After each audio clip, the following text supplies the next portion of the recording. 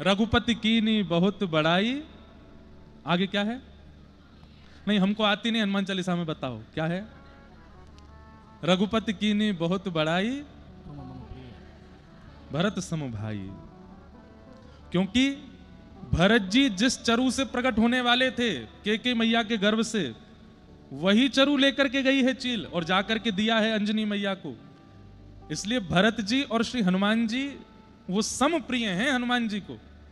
जितना प्रेम भरत जी से करते हैं श्री राम जी, उतना ही प्रेम श्री हनुमान जी महाराज से करते हैं। क्यों? ये एक ही अंश से दोनों प्रकट हुए हैं। बहुत प्रेम करते हैं श्री हनुमान जी से। और हनुमान जी के प्रति प्रेम करने का जो मूल कारण है, वो कारण यही है कि हनुमान जी अत्यंत योग्यताओं से परिपूर्ण हैं, पर समस्त योग्यताएं छुपी रहती हैं राम भक्ति के अंदर।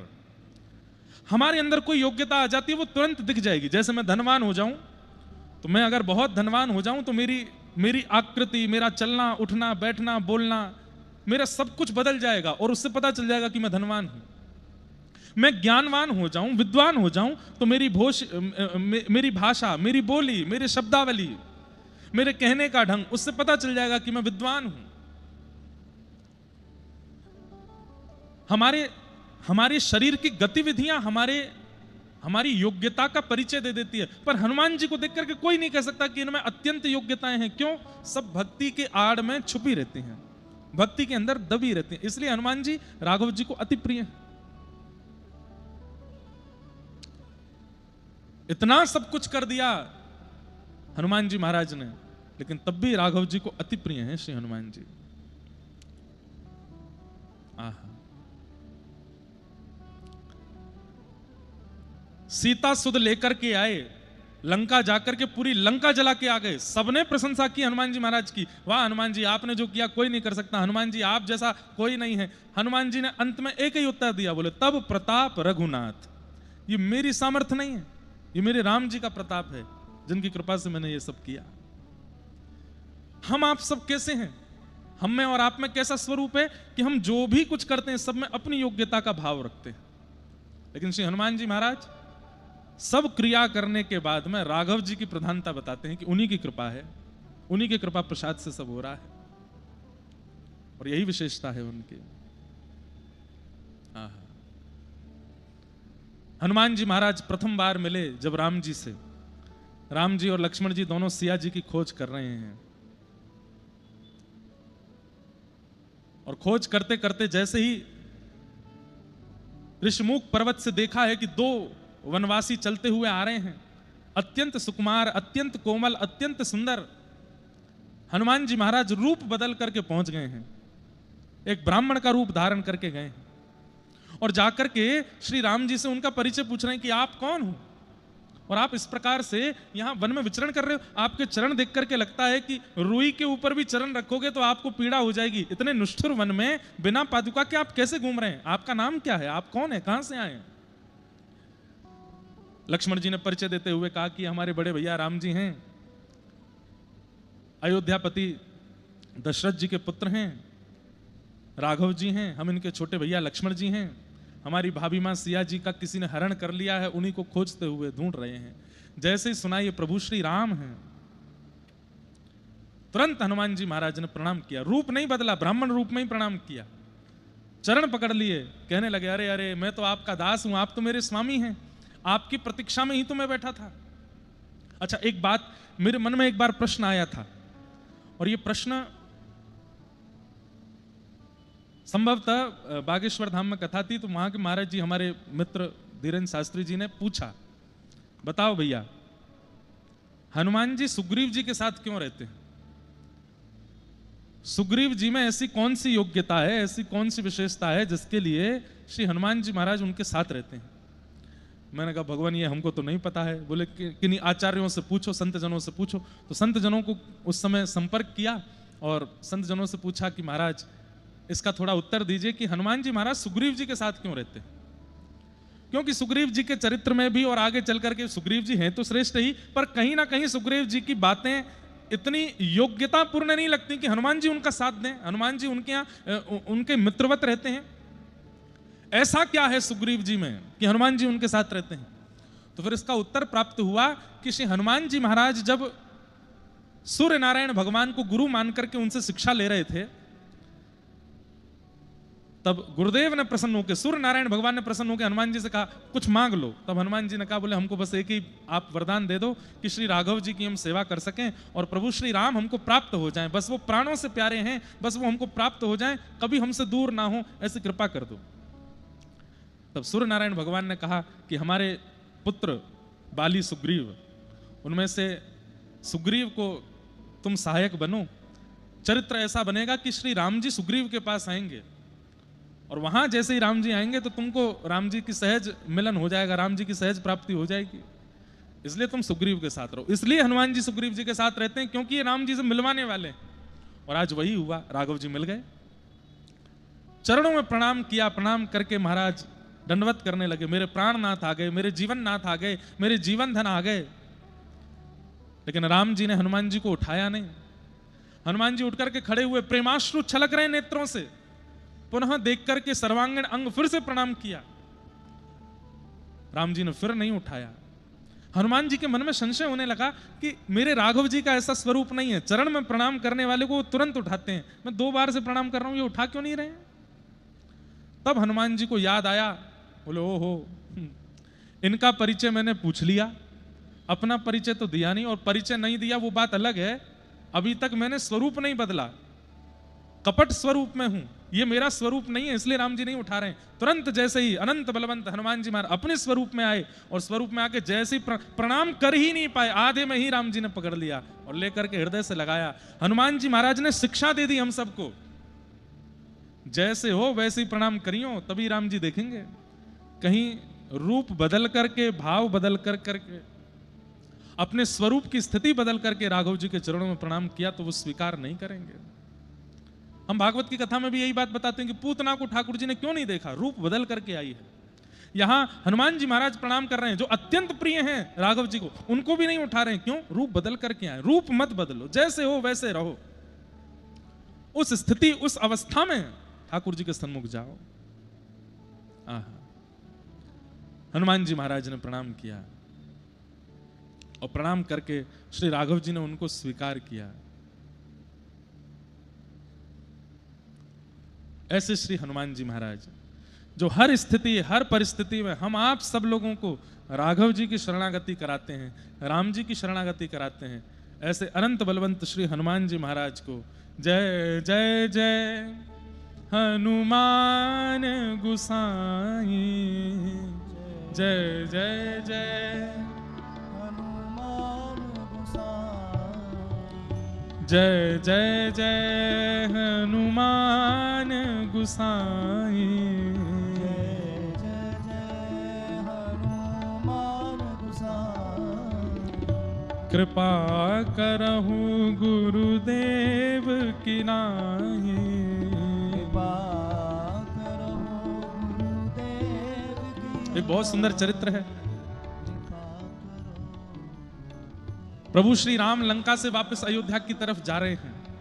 रावण वध करने के बाद विमान में अविराजित होकर के श्री लक्ष्मण जी, सिया जी और सब मुख्य जनों को विमान में लेकर के हनुमान जी महाराज के साथ जा रहे हैं वापस अयोध्या की ओर।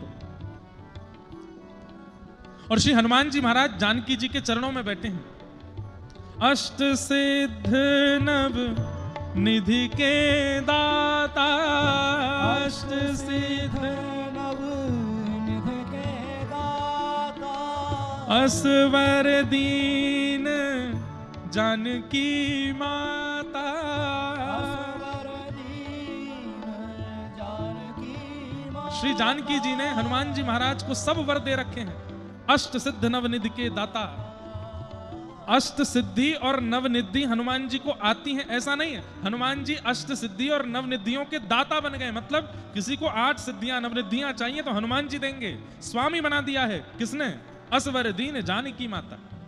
तो लंका से वापस अयोध्या जा रहे हैं, विमान में बैठे हैं, प्रभु श्री राम बगल में बैठे हैं, लखनलाल जी खड़े हैं, सब मुख्य जन विमान में बैठे हैं और श्री हनुमान जी महाराज बिल्कुल चरणों में बैठे हैं। और चरणों में बैठ करके लंका से लेकर के और जहां रावण ने हरण किया है वहां तक श्री हनुमान जी महाराज सब बताते जा रहे हैं, मैया देखो यहाँ हमने ऐसा किया था, यहाँ से हमने सेतु बनाया था, यहाँ प्रभु श्री राम ने बैठ कर के सब वानरों को उपदेश दिया था, यहाँ पर सुग्रीव के साथ प्रथम मिलन हुआ था, यहाँ इस स्थान पर मैं मिलने गया था, प्रभु श्री राम से पहली बार मैं यहाँ मिला था। सब स्थान दिखाते हुए, दर्शन कराते हुए जा रहे हैं।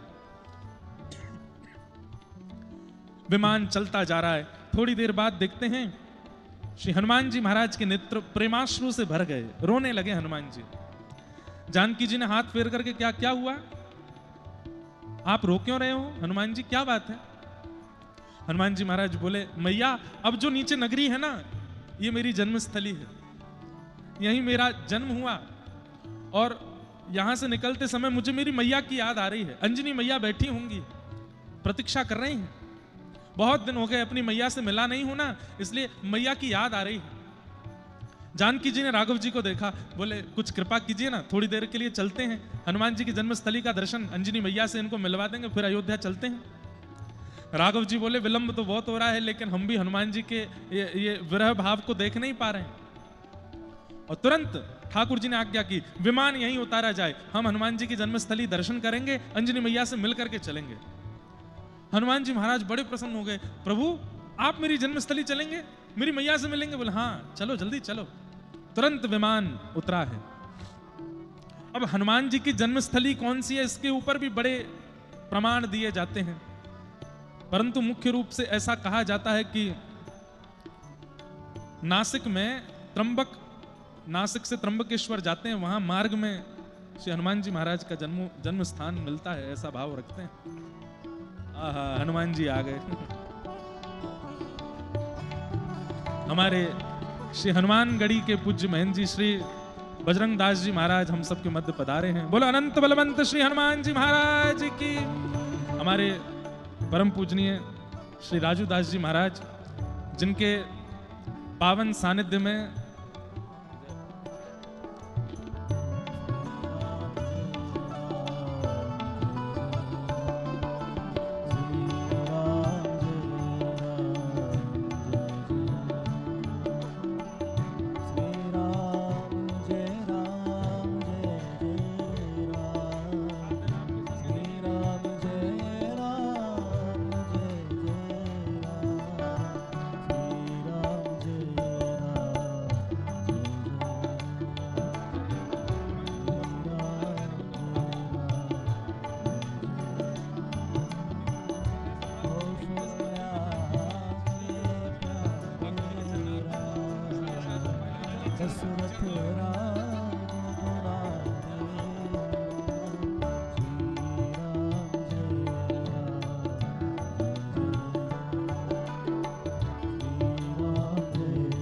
एक बार हमारे पूज्य महंत जी का सब लोग करतल ध्वनि से स्वागत करें।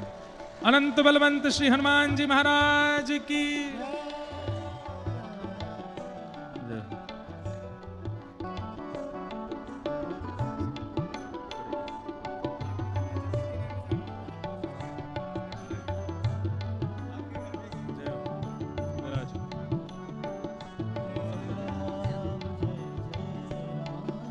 बस भैया चलो।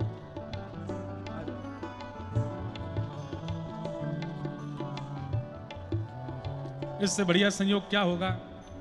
हनुमान जी के पावन जन्मोत्सव की और विविध विविध लीलाएं हम सुन रहे हैं, और इसी बीच में हमारे अयोध्या के श्री हनुमानगढ़ी के पूज्य महाराज जी, जिनके सानिध्य में सनातन धर्म सुरक्षित है, ऐसे अनेक महापुरुष हैं, पर उनमें हनुमान जी जैसा पराक्रम और बल वाणी में हो, चाहे शरीर में हो, चाहे बुद्धि में हो, वो जिनमें देखने को मिलता है। ऐसे हमारे महंत जी श्री राजू दास जी महाराज हमारे मध्य पधारे हैं। आपको बारंबार प्रणाम करते हैं, बारंबार वंदन करते हैं। और भैया देखो, घर के किसी व्यक्ति के जन्मोत्सव पर घर के मुखिया को तो विशेष बधाई देनी चाहिए और मांगनी भी चाहिए। हनुमान जी के जन्मोत्सव की पहले तो महाराज जी को खूब बधाई हो। ऐसी रूखी सूखी बधाई बोली हो आप लोग तो नहीं, जोर से बोलो। हमारे व्रज में कथा होती तो ऐसी जोर की बधाई बोलते कि महाराज जी ऐसे बैठ जाते। इतनी जोर की बधाई, जोर से बोलो बधाई हो। अब बोलो बधाई दो। महाराज जी आज श्री हनुमान जी को जन्मोत्सव है, अब बधाई चाहिए हम सबन को, और बधाई में केवल एक ही भाव चाहिए कि श्री राघव जी के चरणों में खूब स्नेह बढ़ जाए, ऐसी बधाई हम सबको आप प्रदान कर दो। और साल 2 साल में हमको जो बधाई चाहिए कि हम अयोध्या कथा करने आते रहे, ऐसी बधाई हमको दे दो। एक बार श्री हनुमान जी महाराज तो प्रभु चरित्र सुनवे के रसिया हैं। प्रभु चरित्र सुनवे को रसिया, प्रभु चरित्र सुनवे को रसिया, राम लखन सीता मन बसिया, राम लखन सीता मन बसिया, श्री राम जय राम जय जय राम, श्री राम जय राम जय जय राम, ओ श्री राम जय राम जय जय राम, श्री राम जय राम। तो हम लोग प्रसंग सुन रहे थे, लंका विजय करके प्रभु श्री राम वापस अयोध्या जा रहे हैं, और तभी हनुमान जी महाराज नगरियों का दर्शन कराते हुए चले, अचानक से भावुक हो गए, रोने लगे। तो श्री जानकी जी ने पूछा, ये हनुमंत लाल आप रो क्यों रहे हैं? बोले मैया ये मेरी जन्मभूमि है, जो नीचे अभी हम जिसके ऊपर से गुजर रहे हैं, मेरी मैया अंजनी मैया बैठी है, वर्षों से मैं मैया से मिला नहीं हूं, इसलिए भाव में भावुक हो गया हूं। तो श्री जानकी जी ने राघव जी को इशारा किया, बोले यहीं विमान उतारो, हनुमान जी की जन्मस्थली का दर्शन भी करेंगे और अंजनी मैया से इनको मिलवा देंगे, हम भी अंजनी मैया के हाथ का कुछ प्रसाद पाके फिर चलेंगे आगे। राम जी ने तुरंत विमान नीचे उतारा। हनुमान जी तो नाचने लगे, आप मेरी जन्मस्थली जाएंगे? तो हमने दर्शन किया, नासिक से त्र्यंबक जब जाते हैं, त्र्यंबकेश्वर, तो मध्य में एक स्थान पड़ता है, कई जगह ऐसी भावना कि वो भी हनुमान जी की जन्मस्थली है, और उस स्थान का दर्शन करके आपको लगेगा भी कि हनुमान जी की जन्मस्थली, क्योंकि वहां के पर्वतों की आकृति और वो स्थान का जो भाव है बिल्कुल वैसा ही है। विमान उतार करके जैसे ही प्रभु श्री राम, जानकी जी और सब विशिष्ट जन उतरे हैं विमान से, हनुमान जी महाराज तो नृत्य करते हुए राघव जी को लेकर के चल रहे हैं। ठाकुर जी यहां से बाएं है जाओ, यहां से दाएं है जाओ, बस आगे ही है, पर्वत पर मैया बैठी हैं, अंजनी मैया ध्यानस्थ बैठी हैं। दूर से जैसे ही देखा, आहा, नृत्य कर रहे हैं श्री हनुमान जी। तभी देखती हैं कि ये तो हनुमंत लला हैं। अंजनी मैया तो बड़ी प्रसन्न हो गई, दौड़ने लगी, अरे मेरो लाला आ गयो, मेरो हनुमान आ गयो। लेकिन तभी देखती है ये पीछे कौन आ रहे हैं, ये श्याम वर्ण, गौर वर्ण और बिल्कुल कंचन जैसा वर्ण, ये कौन है? और थोड़ी समीपता से देखा तो क्या पाया कि प्रभु श्री राम, लक्ष्मण जी और श्री जानकी जी, उनको लेकर के हनुमान जी नृत्य करते हुए आ रहे हैं। अंजनी मैया तो अपने भाग्य मनाने लगी, धन्य है जो इच्छा रखी थी कि इस बानर वंश में ऐसा बालक हो कि बानरों को देख करके लोग हाथ जोड़ने लग जाया करें, वो आज सफल हुआ। ऐसी संतान दुनिया के हर मां को मिले जो राम जी को लेकर के घर आ रहे हैं, ऐसे नृत्य करते हुए आ रहे हैं। अंजनी मैया ने खूब प्रेम से स्वागत किया, जानकी जी ने जाकर के हृदय से लगाया, राघव जी ने जाकर के प्रणाम किया, अंजनी मैया ने सबको प्रणाम किया। और हनुमान जी की स्थिति, बोले जैसे कोई 2 वर्ष का बालक, 3 वर्ष का बालक सुबह अपने पिता के साथ कहीं चला गया हो और व्याकुल हो गया हो माँ से मिलने के लिए, और शाम को घर पे आते ही माँ की गोद में चढ़ जाए, माँ के केश पकड़ लेवे और माँ के साथ खेलने लग जावे, बार बार उनको आलिंगन करने लगे। इतने बड़े हनुमान जी महाराज मैया की गोद में जाकर के बैठ गए और मैया से ऐसा स्नेह, ऐसा प्रेम करने लगे जैसे कोई 2-3 वर्ष का बालक करता हो। ये देख करके जानकी जी के नेत्र सजल हो गए। हनुमान जी कितने बड़े हैं, कितने ज्ञानी हैं, कितने गुणवान हैं, लेकिन मैया के सामने छोटे बालकवत स्नेह कर रहे हैं। थोड़ी देर बाद अंजनी मैया ने कही, हनुमान जी, राम जी बैठे हैं, अब चलो ऐसे बालवत मत करो, ये राघव जी बैठे, उनको प्रणाम करो, चरण धोए। खूब सुंदर सामग्री अंजनी मैया ने पवाई, राघव जी ने प्रेम से पाई। पूरी लीला हनुमान जी सुना रहे हैं, मैया हमने ऐसे किया, वहां से फिर हम लोग पंपा सरोवर गए और उससे आगे फिर हम गए, और मैया मैं गया वहां से सीता जी की सुध लेकर के आया, राम जी की कृपा से सब हुआ। उसके बाद फिर हमने राघव जी को लेकर के गए, इतना विशाल समुद्र, हमने सेतु बनाया, सेतु बना करके लंका गए। ये सब बातें सुनकर के अंजनी मैया के मुखमंडल पर प्रसन्नता नहीं थी। लक्ष्मण जी ने इस भाव को जैसे ही देखा तो लक्ष्मण जी बोल पड़े, बोले मैया हमने इतनी बढ़िया बढ़िया आपको सब लीला चरित्र सुनाए कि ऐसे ऐसे सब हुआ, पर आपके मुखमंडल से विशेष प्रसन्नता की अनुभूति नहीं हो रही है। तो अंजनी मैया क्रोध में भर के लक्ष्मण जी को देखती हैं और कहती हैं, बोले हाँ मैं प्रसन्न नहीं हूं। बोले क्यों? अरे अभी अभी हनुमान ने कहा कि सेतु बनाना पड़ा और इतना निर्माण करना पड़ा, राम राम अंकित करने पड़े, इतना परिश्रम करके राघव जी वहां गए, वहां जाकर के भी इतना परिश्रम करना पड़ा, अहि रावण आदि के साथ में युद्ध आदि सब करना, हनुमान के रहते हुए इतने सबकी आवश्यकता नहीं थी। मैं इस बात से दुखी हूं। ये हनुमान है, ये एक बार लंका गया था, वहां जाकर के अपने पैर के अंगुष्ठ का भी यदि तीव्र प्रहार लंका पर कर देता तो संपूर्ण की संपूर्ण लंका नगरी रसातल में चली जाती। सीता जी को एक बार में लेकर के आ जाना था। राम जी को, अपने स्वामी को इतना श्रम करवाया, इतना परिश्रम करवाया, सेतु बनवाया, ये सब सुनकर के मैं प्रसन्न नहीं हूं। अंजनी का पुत्र हनुमान इतना बलवान होते हुए भी इतना सब कुछ करना पड़ा। लक्ष्मण जी महाराज आसपास कुछ और बानर भी खड़े थे, उनकी ओर देख करके ऐसा भाव करने लगे, कोई अपने पुत्र की इतनी प्रशंसा करता है क्या? मैया तो मतलब ठीक है, मानते हैं हम हनुमान जी बलवान हैं, पर यह क्या बात होती है कि अंगुष्ठ के प्रहार से लंका डूबा, ऐसे ही थोड़ी कोई लंका पहुंच जाते हैं। इतनी प्रशंसा भी किसी मां को करनी नहीं चाहिए, वो भी पुत्र के आगे। अंजनी मैया ने लक्ष्मण जी की इस बात को सुन लिया। अंजनी मैया बोली कि अभी लक्ष्मण जी मेरे हृदय का भाव जान नहीं पाए हैं। तभी हनुमान जी की ओर अंजनी मैया ने देखा तो हनुमान जी के प्रति जैसे ही वात्सल्य प्रकट हुआ, मैया के पयोधर से दुग्ध प्रकट हुआ और उस दुग्ध की एक बिंदु जिस पर्वत पर खड़े थे उस पर्वत पर जैसे ही जाकर के गिरी, पर्वत बीच से विदीर्ण हो गया, ज्वालामुखी प्रकट होने लगी, धूं धूं करके धुआं उठने लगा। राम जी, सीता जी, सब लोग आश्चर्यचकित हुए, मैया ये क्या हुआ? मैया ने लक्ष्मण जी को बोला, लक्ष्मण जी, लखन भैया सुनो। बोले क्या? ये अंजनी के पयोधर के दुग्ध की एक बिंदु है जो पर्वत को विदीर्ण कर देती है। पृथ्वी में भी सामर्थ्य नहीं है कि वो अंजनी के दुग्ध की बिंदु को संभाल सके। उस दुग्ध में पला है हनुमान, उस दुग्ध को पीकर के पोषित हुआ है हनुमान, वो सामान्य नहीं है। और ये बात मैं जानती हूं, ये बात मैं मानती भी हूं। मैं हनुमान की बल की प्रशंसा नहीं कर रही हूं, बल्कि मैं ये कह रही हूं कि ऐसा होते हुए भी राम जी को इतना परिश्रम क्यों करना पड़ा? इसकी आवश्यकता नहीं थी। हनुमान चाहता तो अपने एक पैर के पाद प्रहार से पूरी लंका को रसातल में पहुंचा देता। ये मेरे दुग्ध की ताकत है हनुमान के अंदर, लेकिन फिर भी ये सब करना पड़ा, सेतु बनाना पड़ा, राघव जी को इतना श्रम करना पड़ा, इससे मैं दुखी हुई हूं। ये इसकी आवश्यकता नहीं थी।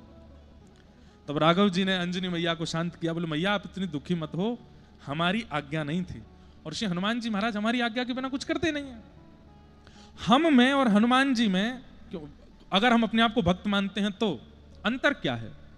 हनुमान जी महाराज सर्वगुण संपन्न होते हुए भी अपने गुण का प्रदर्शन तब तक नहीं करते जब तक नाथ की आज्ञा नहीं होगी। और हम आप सब लोग गुण आते ही उसका इतना प्रदर्शन करने लगते हैं, जहां आवश्यकता नहीं होती वहां भी करने लगते हैं, वहां पर भी उसका प्रदर्शन, उसके प्रभाव का वर्णन करने लगते हैं। इसलिए राघव जी को हनुमान जी बहुत प्रिय, हम इतने प्रिय नहीं हैं, सर्वगुण संपन्न होते हुए भी। अब बताइए, इतने दिन लक्ष्मण जी साथ रहे, लेकिन लक्ष्मण जी को पता है कि हनुमान जी बलवान है, पर इतने बलवान है ये आज पता चला। क्यों? अपने बल को प्रकट नहीं होने दिया, अपने बल का प्रदर्शन नहीं किया, अपने ज्ञान का प्रदर्शन नहीं, अपने धन का प्रदर्शन नहीं, अपनी भक्ति का प्रदर्शन आज की तारीख में बहुत ज्यादा होने लगा है। और आज की तारीख में सबसे ज्यादा प्रदर्शन भक्ति का होने लगा है। पहले के लोग अपने घर के उत्सव का, पार्टी का, आदि आदि चीजों का प्रदर्शन करते थे, अब प्रदर्शन भक्ति का करते हैं। हम तिलक लगाते हैं, प्रदर्शन, हम अयोध्या जाते हैं उसका भी प्रदर्शन, हम वृंदावन जाते हैं उसका भी प्रदर्शन। और प्रदर्शन से क्या होता है? दर्शन में, साक्षात दर्शन में बाधा आ जाती है। भक्ति का प्रदर्शन नहीं, अपने भाव का प्रदर्शन नहीं। कई लोग मिलते हैं, महाराज जी बैठे, महाराज जी को मिलते होंगे, मिल करके सबसे पहले अपने गुण बताएंगे। महाराज जी हम सुबह 4 बजे उठ जाते हैं, रोज 4 बजे उठ करके 3 घंटा ठाकुर जी की पूजा करते हैं, चाहे आंधी आ जाए, तूफान आ जाए, ये हो जाए, वो हो जाए, पास के शंकर जी पर जल चढ़ाने जाते हैं। ये जैसे ही आप अपने गुण का प्रदर्शन करते हो ना, गुण उसी समय क्षीण हो जाता है। मत बताइए उसको। एक एक बड़ा स्वाभाविक बात है कि कोई व्यक्ति गुणवान होते हुए भी अपने गुण को छुपाता है। किसी अन्य के मार्फत पता चले कि उसमें ये गुण था तो सुनकर के कितना अच्छा लगता है, अरे वाह, उसने तुमको पता भी नहीं चलने दिया कि वो इतना गुणवान था। नहीं तो लोग बाग अपने गुण का खुद ही प्रदर्शन कर देते हैं, खुद ही उसका प्रादुर्भाव प्राकट्य कर देते हैं। नहीं, मत करो। एक बात कहने में हो सकता है किसी को अटपटी लगे, लेकिन ये बात बिल्कुल सत्य है। इतनी भक्ति करो, इतना भाव रखो, इतना प्रेम चित्त में रखो कि आपको ना बताना पड़े आप कितनी भक्ति करते हो। किसी दिन ठाकुर जी प्रकट होकर के सबको बताओ, मैं ये इतना बड़ा भक्त है मेरा। सूरदास जी की भक्ति हो, गोस्वामी तुलसीदास जी की भक्ति हो, मीराबाई की भक्ति हो, उन्होंने नहीं गाया, ठाकुर जी ने आके बताया कि इतने बड़े भक्त हैं मेरे। ठाकुर जी ने आके प्रमाणित कर दिया कि इतने बड़े दास हैं मेरे, हमें ना बताना पड़े।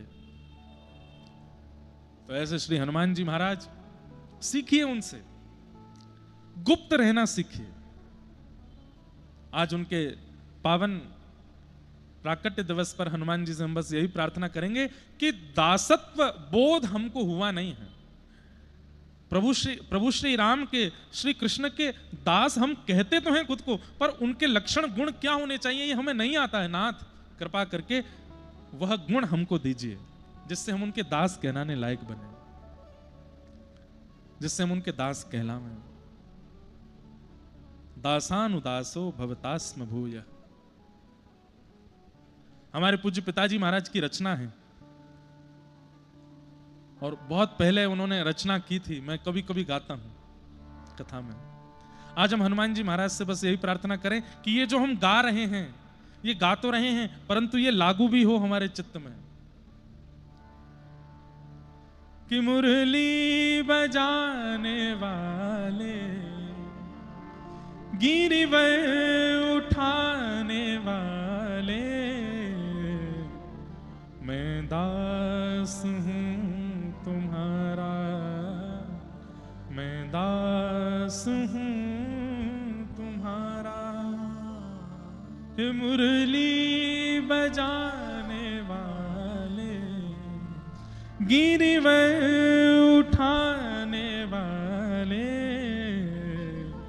मैं दास हूं तुम्हारा, मैं दास हूं तुम्हारा। ढूंढ लिया जग सारा मैंने, दर्शना तेरा पाया।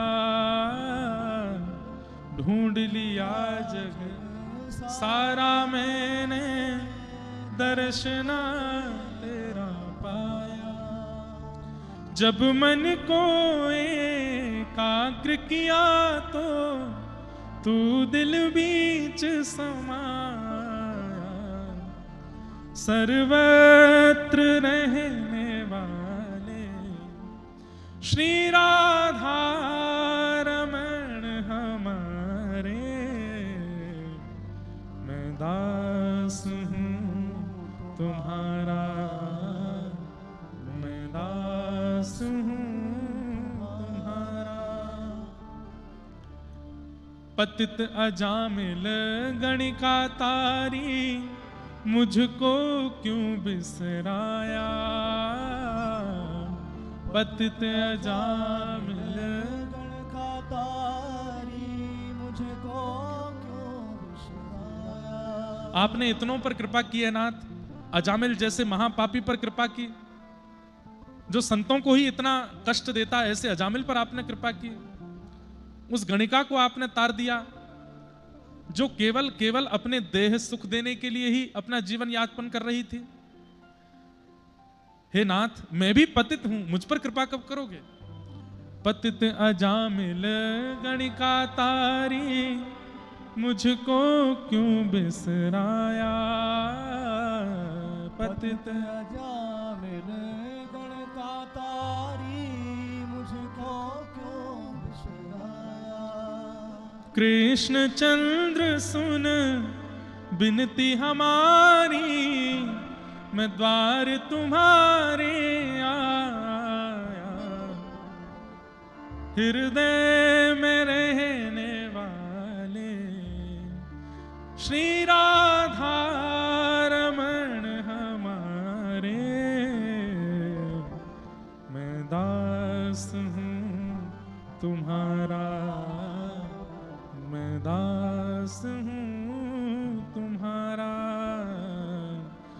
दास हूँ तुम्हारा, मैं दास। अच्छा एक बात और, ये दास शब्द बोलना बहुत आसान है पर बनना उतना ही कठिन है। सिर बल जाऊं उचित यस मोरा, सिर बल जाऊं उचित यस मोरा, सब ते सेवक धर्म कठोरा, सब ते। सेवक धर्म कठोरा। भरत जी महाराज कहते हैं कि ये दास बोलना, अपने आप को सेवक बोलना, अपने आप को भक्त बोलना जितना आसान है, इसको निभाना उतना ही कठिन है, बहुत कठिन है। सेवक धर्म, दासत्व बहुत कठिन है। दास का मतलब क्या होता है? दासत्व का मतलब क्या? जहां अपने आप को मार दिया जाए, अपनी इच्छा, अपना व्यवहार, अपना स्वभाव, अपना सर्वस्व केवल एक स्वामी के लिए समर्पित हो जाए, अपने लिए कुछ नहीं है, तब दास बनते हैं हम। जहां तनिक सी भी अपनी इच्छा है, वो दासत्व नहीं हो सकता। जहां पर हमारा सोना, हंसना, बैठना, उठना, गाना सब स्वामी के लिए है, तब दासत्व होता है। हनुमान जी महाराज हंसते भी राम जी के लिए हैं, हनुमान जी महाराज सोते भी राम जी की आज्ञा से हैं, हनुमान जी महाराज चलते भी राघव जी की आज्ञा से, हनुमान जी महाराज पाते भी, अपनी कोई इच्छा नहीं है। और ऐसा होना इस कलिकाल में बहुत मुश्किल है, पर यदि कोई हो जाए तो हनुमान जी महाराज सहायक बन जाएंगे उसको राम जी से मिलाने के। जो स्व का त्याग कर दे, अपनी स्थिति का त्याग कर दे, अपने स्वामी के लिए जीने लगे, वो दास कहलाता है, वो दास कहलाता है। ऐसे श्री हनुमान जी महाराज को हम बारंबार प्रणाम करते हैं और बस उनसे प्रार्थना करते हैं कि नाथ आप कृपा करो, हमारे अंदर दासत्व आ जाए।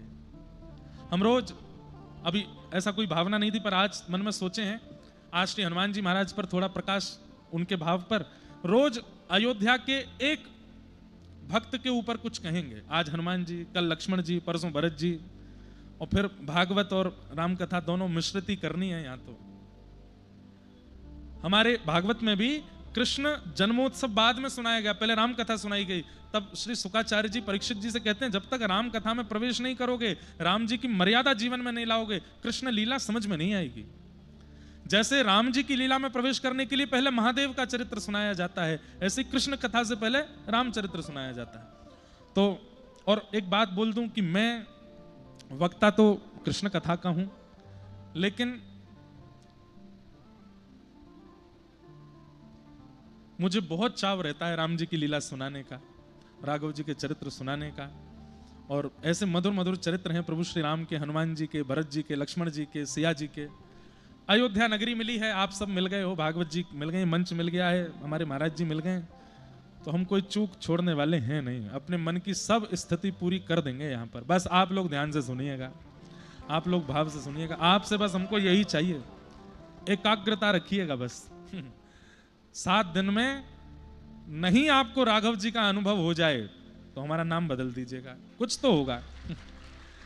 क्योंकि हम स्वयं इसी भाव से कथा कहते हैं कि भाई 7 दिन में चाहे स्वप्न दर्शन हो, लेकिन हो जरूर।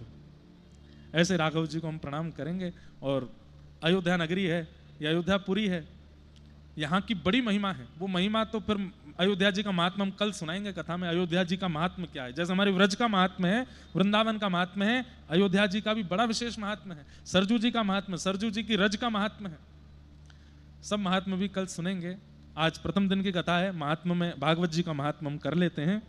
सच्चिदानंद रूपाय विश्वोत्पत्त्यादि हेतवे तापत्रय विनाशाय श्री कृष्णाय वयम नमः। अच्छा एक बात और, हमारे प्रभु श्री कृष्ण की बड़ी लीलाएं हैं, अंतरंग लीलाएं कथाओं में सुनते हैं, बाल लीला सुनते हैं, निकुंज लीला सुनते हैं, श्री राधा रानी के साथ में प्रेम लीला सुनते हैं।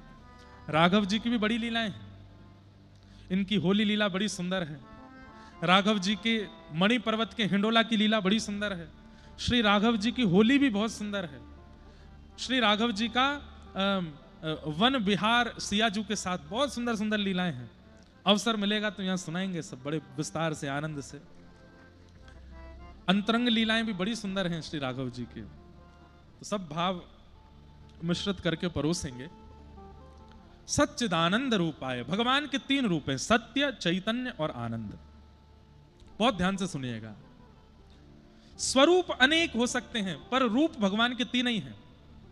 वही श्री राम बन जाते हैं, वही वेंकटेश तिरुपति बनकर के दक्षिण में विराज रहे हैं, वही तपस्वी भेष में बद्रीनाथ में विराज रहे हैं, वही बालकृष्ण लड्डू गोपाल बन के वृंदावन में विराज रहे हैं, वही मुरलीधर मनोहर बन के विराजते हैं, वही धनुष बाण हाथ में लेकर के। स्वरूप अनेक हो सकते हैं पर रूप तीन ही हैं, सत्य, चैतन्य और आनंद। ठाकुर जी का पहला स्वरूप है सत्य। वो सत्य है, उनके प्रति आप असत्य की भावना नहीं रख। आप कभी भी किसी भी विषय में प्रश्न चिन्ह नहीं उठा सकते कि ये लीला भगवान ने कैसे कर दी, ये तो नहीं हो सकती थी। नहीं, आचार्यों की सन्निधि में, शास्त्रों की सन्निधि में सबका प्रमाण है कि ये लीला क्यों की है, कैसे की है, इसके पीछे कारण क्या है। और एक बात सुनिए, इन 7 दिनों में कोई संशय अगर आपके चित्त में आवे, कोई प्रश्न चित्त में आवे, तो आप हमसे लिख करके पूछ सकते हैं। हमको आता होगा तो हम तुरंत उत्तर देंगे, नहीं आता होगा तो अपने आचार्य गुरुओं से पूछ के देंगे, लेकिन देंगे। संशय मत रखिएगा। कोई भी लीला प्रसंग ऐसा हो जिसमें लगे कि हमें इस बारे में जानना है कि भगवान ये भाव कैसे है, या सनातन की कोई बात है, या कोई प्रश्न जो आपके चित्त में बहुत समय से चल रहा है, प्रश्न जरूर आप कर सकते हैं पर बोल के नहीं, लिख करके कीजिएगा। भगवान सत्य हैं, ये बात आपको माननी पड़ेगी। उनकी कोई भी लीला, उनका कोई भी कारण किसी में भी असत्य नहीं है, सब सत्य है। वो जो कर रहे हैं सब सत्य है। ठाकुर जी सत्य स्वरूप हैं। अच्छा, सत्य किसको माना जाता है? जिसके सामने असत्य थर-थर कांपता हो, वो सत्य है। आप मुझसे झूठ बोल लोगे, आप अपनों से झूठ बोल लोगे, आप पत्नी से झूठ बोल लोगे, आप बच्चों से झूठ बोल दोगे, आप पिता माता से झूठ बोल दोगे, लेकिन ठाकुर जी के आगे पता नहीं क्यों अपने आप स्वीकार करते हैं हम सत्य। लोग ठाकुर जी के दर्शन करने जाते हैं तो जैसे ही ठाकुर जी को देखते हैं तो तुरंत लोगों के मन में यह बात आ जाती है कि नाथ तुम जानत सब अंतर्यामी, आपको सब पता है, आपको सब पता है। ये इतनी मालाएं मुझे पहनाई जा रही हैं, इतना सम्मान मेरा किया जा रहा है, इतनी धन संपत्ति बढ़ रही है, इतना सब कुछ मुझे मिला, कैसे ये सब हो रहा है आपको सब पता है। इन लोगों को तो नहीं पता, ये तो सब सोचते हैं कि परिश्रम से मिला है, ये सब सोचते हैं कि प्रारब्ध से मिला है, लेकिन नाथ आपको सब पता है। मैंने कहां छल किया है, कहां कपट किया है, कहां द्वेष किया है, कहां अभिनिवेश किया, आपको सब पता है।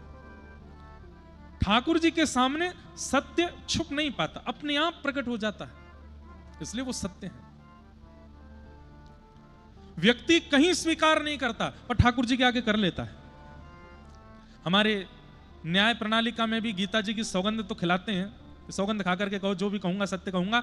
हाथ रखते समय भी जो मुजरिम है वो कहता तो है कि मैं शपथ खा के कहता हूं कि जो कहूंगा सत्य, सत्य के अलावा कुछ नहीं कहूंगा, फिर भी वो असत्य बोल देता है, लेकिन मन में यही सोच रहा होता है, हे गीता जी मुझे क्षमा करना, मेरे पास बचने का और कोई चारा नहीं। आपको पता है कि सत्य क्या है, लेकिन मुझे झूठ बोलना पड़ेगा। इसका मतलब क्या है? जहां पर ये भाव चित्त में है कि इन्हें पता है कि सत्य क्या है, वही परमात्मा है, और परमात्मा सब जानते हैं। अरे कई बार वो सीसीटीवी फुटेज भी आते हैं, मंदिर में कोई चोर घुस गया चोरी करने के लिए, ठाकुर जी का मुकुट चुरा रहा है, बर्तन चुरा रहा है, तो वो भी ठाकुर जी को एक बार प्रणाम तो करता ही है। आप तो सब जानते हैं, इसके बिना काम चलना नहीं है, लेकिन करना पड़ेगा, क्या करूं, मजबूरी है। ठाकुर जी सत्य हैं, उनके सामने सत्य प्रकट करना नहीं पड़ता, अपने आप स्वाभाविक हो जाता है। कई लोगों को आप देखते हैं मंदिर में जाते ही भावुक हो जाते हैं, नेत्रों से आंसू, क्यों? राम जी को देख करके वो भावुक नहीं हुए, वो इसलिए भावुक हो जाते हैं कि नाथ मेरी परिस्थिति मुझे पता है कैसी कैसी हुई थी, और उस परिस्थिति में मैंने क्या क्या नहीं किया ये मैं ही जानता हूं, आपको सब पता है, आपने सब स्थिति में मेरी रक्षा की, मुझे संभाला, नाथ मुझे क्षमा करना है। कई बार मैंने देखा है बड़े बड़े उद्योगपति, बड़े बड़े धनी मानी, बड़े बड़े नामी ग्रामी लोग, कोई कमी नहीं है जिनके पास, हवाई जहाज में, अपने हवाई जहाज में चलते हैं, हेलीकॉप्टर साथ में रहता है, सब कुछ है उनके पास, संपत्ति की कोई कमी नहीं, सब कुछ है। व्यापार रुक भी जाएगा तो भी इतनी संपत्ति है कि अंतिम श्वास तक कमा सकते हैं। वो भी कई बार ठाकुर जी के आगे रो जाते हैं। पहले तो ऐसा लगता था ये भाव से रो रहे हैं, पर नहीं, भाव से नहीं रो रहे हैं, वो इसलिए रो जाते हैं क्योंकि वो जानते हैं कि इन्हें सब सत्य पता है, ये सब जानते हैं। वो कई बार इसलिए रोते हैं कि नाथ बस पता है, अपने तक ही रखना, उससे बाहर आने मत देना। सत्य, ठाकुर जी का स्वरूप सत्य है। दूसरा, ठाकुर जी का स्वरूप चैतन्य है, वो मूर्ति नहीं है, वो पाषाण नहीं है, वो चैतन्य है। जनकपुरी में एक भक्त हुए, पूरा अयोध्या उनको जानता है और लगभग आप में भी कई लोग जानते होंगे, श्री प्रयागदास जी, मामा प्रयागदास। कहते हैं कि उनके माता पिता के कोई संतान नहीं हो रही थी, तब संतों ने आशीर्वाद दिया कि बोले तुम्हारे घर में एक भगवत भक्त जन्म लेगा, चिंता मत करो।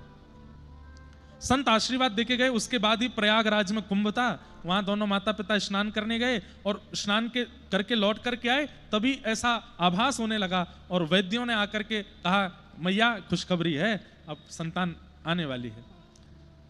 तभी माता पिता दोनों ने निश्चय कर लिया था कि प्रयाग स्नान के बाद संतों के आशीर्वाद के बाद ये बालक जन्म लेगा तो इसका नाम हम प्रयागदास रखेंगे।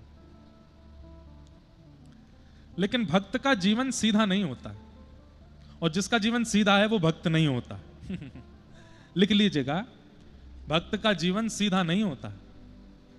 जो चाहा मिल गया, जब चाहा खा लिया, जैसा चाहा हो गया, वो भक्त नहीं है, महासंसारी है।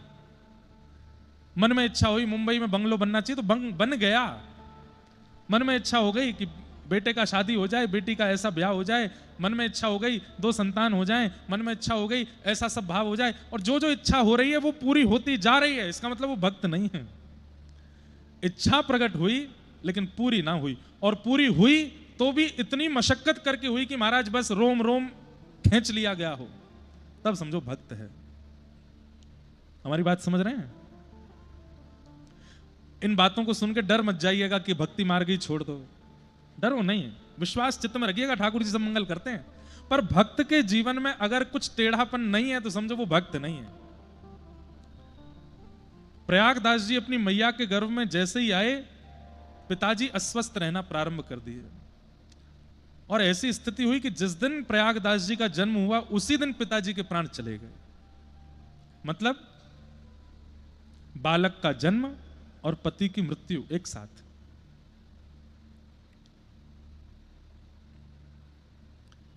मां क्या करे ऐसी स्थिति में, लेकिन ठाकुर जी पर भरोसा करके, सब संतों के आशीर्वाद पर भरोसा करके उस बालक के ऊपर ध्यान दिया। विधवा हो गई मां, बालक को गोद में लेकर के अब उसका लालन पालन करना प्रारंभ किया। धीरे धीरे जैसे ही थोड़े बड़े हुए, चलने फिरने की थोड़ी स्थिति, घुटमुन चलने लगे, एक दिन इतनी जोर की आग लगी कि पूरा घर जल करके राख हो गया, और जो थोड़ी बहुत संपत्ति जिससे मां बालक का पोषण कर रही थी वो भी जल गई, खत्म, सब खत्म, कुछ नहीं बचा। पिता चले गए, संपत्ति चली गई, परिवार संबंधी। एक बहुत सुंदर पद है, याद आ रहा है, गा दूं? सूरदास जी कहते हैं, ऊधो, महाराज जी बहुत सुंदर पद है। ये स्थिति सबके जीवन में आएगी, इसलिए सब तैयार रहना, मुझसे लेके आप तक कोई नहीं बचेगा। गोपियां गा रही हैं लेकिन सूरदास जी की वाणी है, ऊधो जब टेढ़े दिन आवे, ऊधो जब टेढ़े दिन आवे, हाँ ऊधो जब टेढ़े दिन आवे, ऊधो जब टेढ़े। हमारे श्री नामदेव जी महाराज कहते हैं, कीर्तन में 2 अपराध हैं। पहला अपराध कीर्तन में ना गाना, और दूसरा अपराध कीर्तन में बिना करताल के बैठना। ताल में बजाइए। आप लोग बढ़िया वातानुकूलित पंडाल में बैठे हो, कथा तो वैसे नीचे बैठ के सुननी चाहिए, लेकिन आप सब कुर्सी और सोफा पे बैठे हो, अच्छी बात है, उतर मत जाना नीचे। लेकिन ये जो फायदा मिला है इसका उपयोग कीजिए, सोने के लिए नहीं, जागने के लिए। और जागा तब जाएगा जब गाओगे, करताल बजाओगे। एक ताल बजाओ और गाओ इसी एक ताल में, ऊधो जब टेढ़े दिन आवे, ऊधो जब, हाँ ऊधो जब टेढ़े दिन आवे, ऊधो जब टेढ़े। जब टेढ़े दिन आते हैं तो क्या होता है? इष्ट मित्र मुख हूँ नहीं बोलत, इष्ट मित्र मुख हो नहीं बोलत। साथ में बैठ करके चाय पीने वाले, गले में गलवैयां दे करके कहने वाले, अरे मैं तेरे साथ हूं, तू बिल्कुल चिंता मत कर, कुछ हो जाएगा, मैं खड़ा हूं ना, आधी रात फोन कर देना। 50 मिस कॉल कर दी, फोन नहीं उठा रहा है। क्यों? तुम्हारे टेढ़े दिन आए हैं। छापामारी चल रही है घर पर, बैंक के लोग पीछे पड़े हैं, पुलिस के चक्कर लगाने पड़ रहे हैं, और ये सब नहीं तो अस्पताल जाना पड़ रहा है, बीमारी हारी लग गई है, डॉक्टरों ने हाथ खड़े कर दिए हैं, परिस्थिति बिगड़ गई है। ऐसे में क्या होता है? इष्ट मित्र मुख हूँ नहीं बोले, इष्ट मित्र मुख हो नहीं बोले। और देखत नैन चुरावे, हो देखत नैन चुरावे। ऊधो जब टेढ़े दिन आवे, ऊधो जब टेढ़े दिन हाँ, ऊधो जब टेढ़े दिन आवे, ऊधो जब टेढ़े। और जब जीवन में ऐसे दिन आ जाते हैं तो और क्या होता है? ओ सोना छुवत होत है माटी, सोना छुवत होत है माटी। सोना छुवत होत है माटी, सोना छुवत होत है माटी। समझ में आई बात? पता चला कि ओहो यहां से मुझे लाखों का फायदा होगा। पता चली वो लाखों आए, रात रात में ही खर्च हो गए, खत्म हो गए, कुछ खत्म, बस छूते ही मिट्टी बन गए सब, कोई अस्तित्व ही नहीं है उसका। सोना, ये टेढ़े दिन सबके आए थे। ये वाला टेढ़ा दिन सबको आया था जब 8 नवंबर को कुछ साल पहले मोदी जी ने कह दिया था 500,000 की नोट बंद। उस समय अपने अपने स्टोर रूमों में भरे हुए सब धन लग रहे थे, मट्टी बन गए सब, जीवन भर की कमाई अब किसी काम की नहीं है। सोना छुवत होत है माटी, सोना छुवत होत है माटी। और तब मूर्ख ज्ञान सिखावे, हो मूर्ख। जब विपरीत दिन आते हैं ना तो मूर्ख भी आपके बगल में बैठ करके आपको ज्ञान दे जाएगा, और आपको उसका ज्ञान अच्छा भी लगेगा। अच्छा, ऐसा करने से हो जाएगा ठीक, बोला हाँ कर दो। क्या करना पड़ेगा?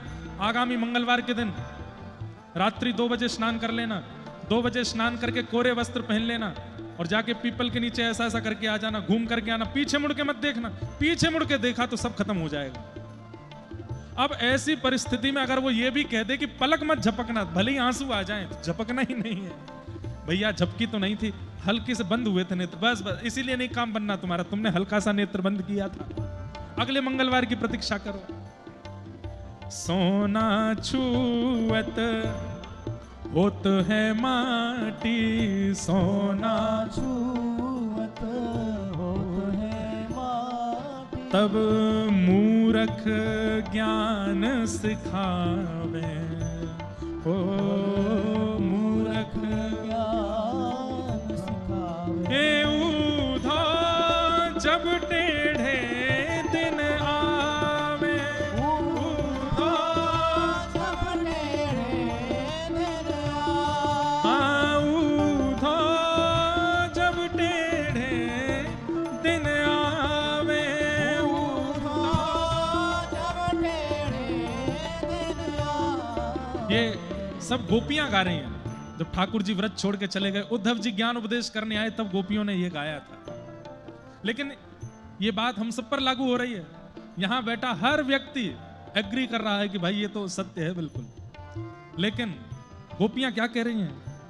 अपनो अपनो भाग्य सखीरी अपनो अपनो भाग्य सखी यहाँ काको दोष लगावे ओ काको दोष लगावे।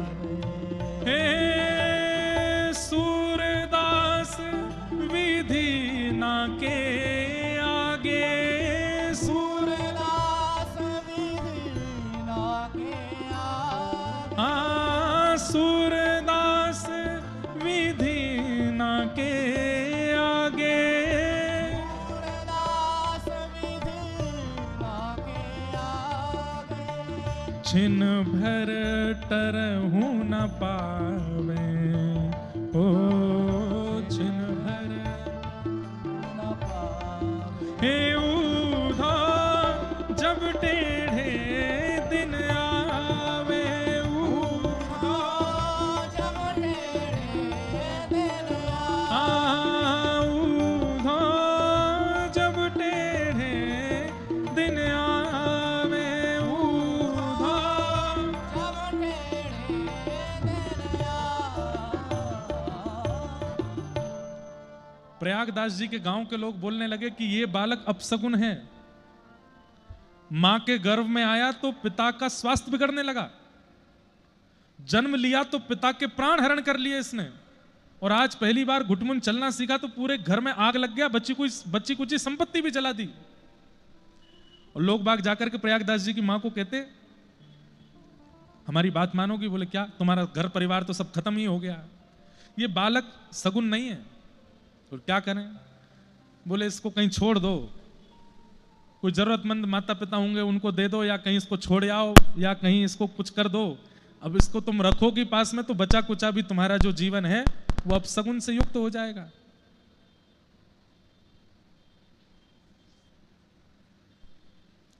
कहां तक कहें, प्रयागदास जी थोड़ा थोड़ा बड़े हुए, चलने फिरने लगे, माइक के टेढ़े दिन आए हैं। ऊधो जब टेढ़े दिन आवे। क्या बता रहा था मैं, कहां थे हम? हाँ, तो प्रयागदास जी थोड़ा बहुत चलने फिरने लगे तो क्या हुआ, गांव के लोगों ने अपने बच्चों को उनके पास भेजना बंद कर दिया। इसके पास मत जाना, अपशगुन है, अपने पिता को खा गया, अपने पूरे घर संपत्ति, अरे माँ बेचारी जगह जगह से भिक्षा लेकर के पाती है, अपना जीवन यापन करती है, ऐसी स्थिति कर दी। और एक बात समझनी पड़ेगी बंधुओं, मटके में जल तभी समाता है जब उस मटके को खूब अग्नि तपाई गई हो। कई बार व्यक्ति बोलते हैं सुना हुआ, व्यक्ति बोलते हैं पढ़ा हुआ, पर कई लोग बोलते हैं वो ना सुने हैं ना पढ़े हैं। कैसे बोल रहे हैं इतना अच्छा, इतना आकर्षण कैसे आ गया उनकी वाणी में? बोले प्रेम रस भरा है चित्त में, और प्रेम उसी के चित्त में भरता है जिसको खूब तपाया गया हो ठाकुर जी के द्वारा। जो तपा नहीं होगा वो प्रेम रस को समा नहीं पाएगा चित्त में। इसलिए बंधुओं, विपत्ति आती है ना जीवन में, घबराया नहीं कीजिए, ऐसा सोच लिया कीजिए कि हम सब मटका हैं, ठाकुर जी तपा करके हमको बढ़िया आकृति दे रहे हैं, कुछ समय की बात है, सह लेते। और ये बात सत्य है, रात्रि के बाद उजाला होगा, कुछ समय की बात है, धैर्य पूर्वक नाम जप करते हुए, भगवत स्मरण करते हुए सह लीजिए उस स्थिति को, उस समय को, अच्छे दिन आ जाते हैं फिर। अच्छा, अच्छे दिन मानते किसको आप? समय से भोजन मिल जाए, समय से रोटी मिल जाए, समय से धन मिल जाए, वो अच्छे दिन ना। बिना प्रयास के वृंदावन जाने को मिल जाए, अयोध्या आने को मिल जाए, ठाकुर जी की कथा सुनने को मिल जाए, ठाकुर जी का स्मरण होने लग जाए, सोते उठते चलते फिरते नाचते गाते राम कभी चित्त से जाते नहीं है, समझो वही अच्छे दिन है आपके। ठाकुर जी की विस्मृति नहीं होती है। धन संपत्ति तो भैया रावण को भी मिल रही थी, सब कुछ बढ़िया रावण के पास था, ये कोई अच्छे दिन थोड़े ही है। हरि स्मृति ये अच्छे दिन है। प्रयागदास जी थोड़े थोड़े बड़े हुए, एक दिन अपनी मां से बोले, मां मैं बाहर जाता हूं बगीचे में बच्चों के साथ खेलने, सब बच्चे बोलते हैं हम अपनी बुआ के यहाँ जा रहे हैं, कोई कहता हम अपनी मामा के यहाँ जा रहे हैं, कोई कहता हम अपनी नानी नाना के यहाँ जा रहे हैं, और आज तो मैया सब बालकों के हाथ यहाँ यहाँ तक भरे हुए थे। मैंने पूछा ये क्या पहन के आए हो? तो सब बोले राखी है, हमारी बहनों ने पहनाई है। माँ मेरे हाथ में राखी क्यों नहीं है? मेरी बहन कहाँ है? और मेरे बुआ फूफा दादी दादा नानी नाना ये सब कहां हैं? कोई भी क्यों नहीं है हमारे घर में? बालवत चेष्टा अति अद्भुत होती है बंधु। अगर बालक के बालवत समय पर उसके चित्त में भक्ति का संचार कर दिया जाए तो वही मीराबाई बन जाती है, वही मामा प्रयागदास बन जाते हैं। बड़े होने के बाद उनमें चतुराई आ जाती है, इसलिए भक्ति इतनी सुदृढ़ नहीं हो पाती। बालक जब होते हैं ना, बहुत सहजता में समझ जाने वाले, उस अवस्था में यदि भक्ति का संचार कर दिया जाए। अब मीराबाई को श्याम सुंदर कैसे मिले? छोटी सी मीराबाई बारात देख करके बोलती, मैया ये क्या है? बोले बारात है। ये घोड़ी पर कौन बैठा? बोले ये बींद है, दुल्हा है, एक दुल्हन से ब्याह करने आया, उसको संग ले जाएगा। अच्छा, मैं भी किसी दिन दुल्हन बनूंगी? बोले हाँ। मेरा भी बींद आएगा? बोले हाँ। ऐसे ही आएगा? बोले हाँ। मेरा बींद कब आएगा? अरे अभी तो बहुत समय। कहां से आएगा? मां बताओ ना कहां से आएगा? बोले मुझे नहीं पता। रोने लगी मीराबाई, कहां से आएगा? कौन आएगा? उसका नाम क्या होगा? बताइए ना। एक दिन, 2 दिन, 4 दिन, 5 दिन, 10 दिन तक जब रोती रही मीराबाई, एक दिन मां ने ऐसी बालवत बोल दिया छोटी सी मीरा से। कक्ष में गिरधर गोपाल जी का सुंदर चित्र है, सुंदर प्रतिमा विराज। बोले ये हैं तेरे बींद, यही आएंगे घोड़ी पे बैठ के? ये आएंगे? बोले हाँ। सहरा पहन करके आएंगे उसी की तरह? बोले हाँ, उससे भी अच्छे बन के आएंगे। मेरा वर्ण यही करके ले जाएंगे? बोले हाँ, यही करके ले जाएंगे। बस उसी दिन से मीराबाई नेत्र नीचे रखती हैं, ठाकुर जी को देख करके घूंघट कर लेती हैं और उन्हीं को प्रियतम मानती हैं। और वही स्थिति ले गई मीराबाई को वहां तक। सपनामा वर्णा दीनानाथ, 56 कोटा जड़ा पधार्या, दुल्हो श्री ब्रजनाथ। ठाकुर जी दुल्हा बनकर के आए मीराबाई को लेने के लिए। वो कथा तो पूरी बड़ी है, पर बाल चेष्टा, बाल स्थिति ऐसी होती है कि उस समय में यदि भक्ति का संचार कर दिया जाए तो बालक परम भागवत हो जाता है। मामा प्रयागदास जी, मामा तो बाद में बने, पहले तो ये इनका नाम पहले प्रयाग दत्त था। प्रयाग दत्त।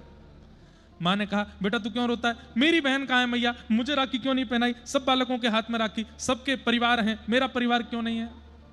तो माँ ने छोटे से प्रयागदास जी को गोद में लेकर के कहा तेरी बहन है ना, कहाँ है? उसका ब्याह हो गया है, बड़े कुल में ब्याह हुआ है, बड़े नगर में रहती है, राजा की पत्नी बन गई है, इतना अवकाश नहीं होता उसको आने का घर पे, वो बड़े नगर। अच्छा कौन सा नगर है? बोले अयोध्या नगर है।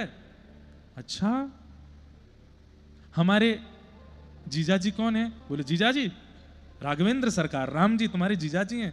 अच्छा मेरी बहन का नाम क्या है? वो तुम्हारी बहन का नाम सियाजू है। सियाजू मेरी बहन है? बोले हाँ वही तुम्हारी बहन है। मैया और मेरा सब परिवार? बोले सब वही है, भरतलाल जी, श्री लक्ष्मण जी, श्री हनुमान जी, सबसे मैया ने अलग अलग संबंध बता दिए। बोले वो सब तेरे संबंधी हैं पर बहुत व्यस्त रहते हैं बालक, इसलिए वो आ नहीं पाते। लेकिन तू ऐसा नहीं सोचना तेरा कोई नहीं है, वो सब तेरे ही हैं। अब तो प्रयागदास जी रात भर सोचते रहे, सिया जी मेरी बहन है, राम जी मेरे जीजाजी हैं, ये मेरे वो हैं, ये मेरे वो हैं, सबसे मेरा संबंध है।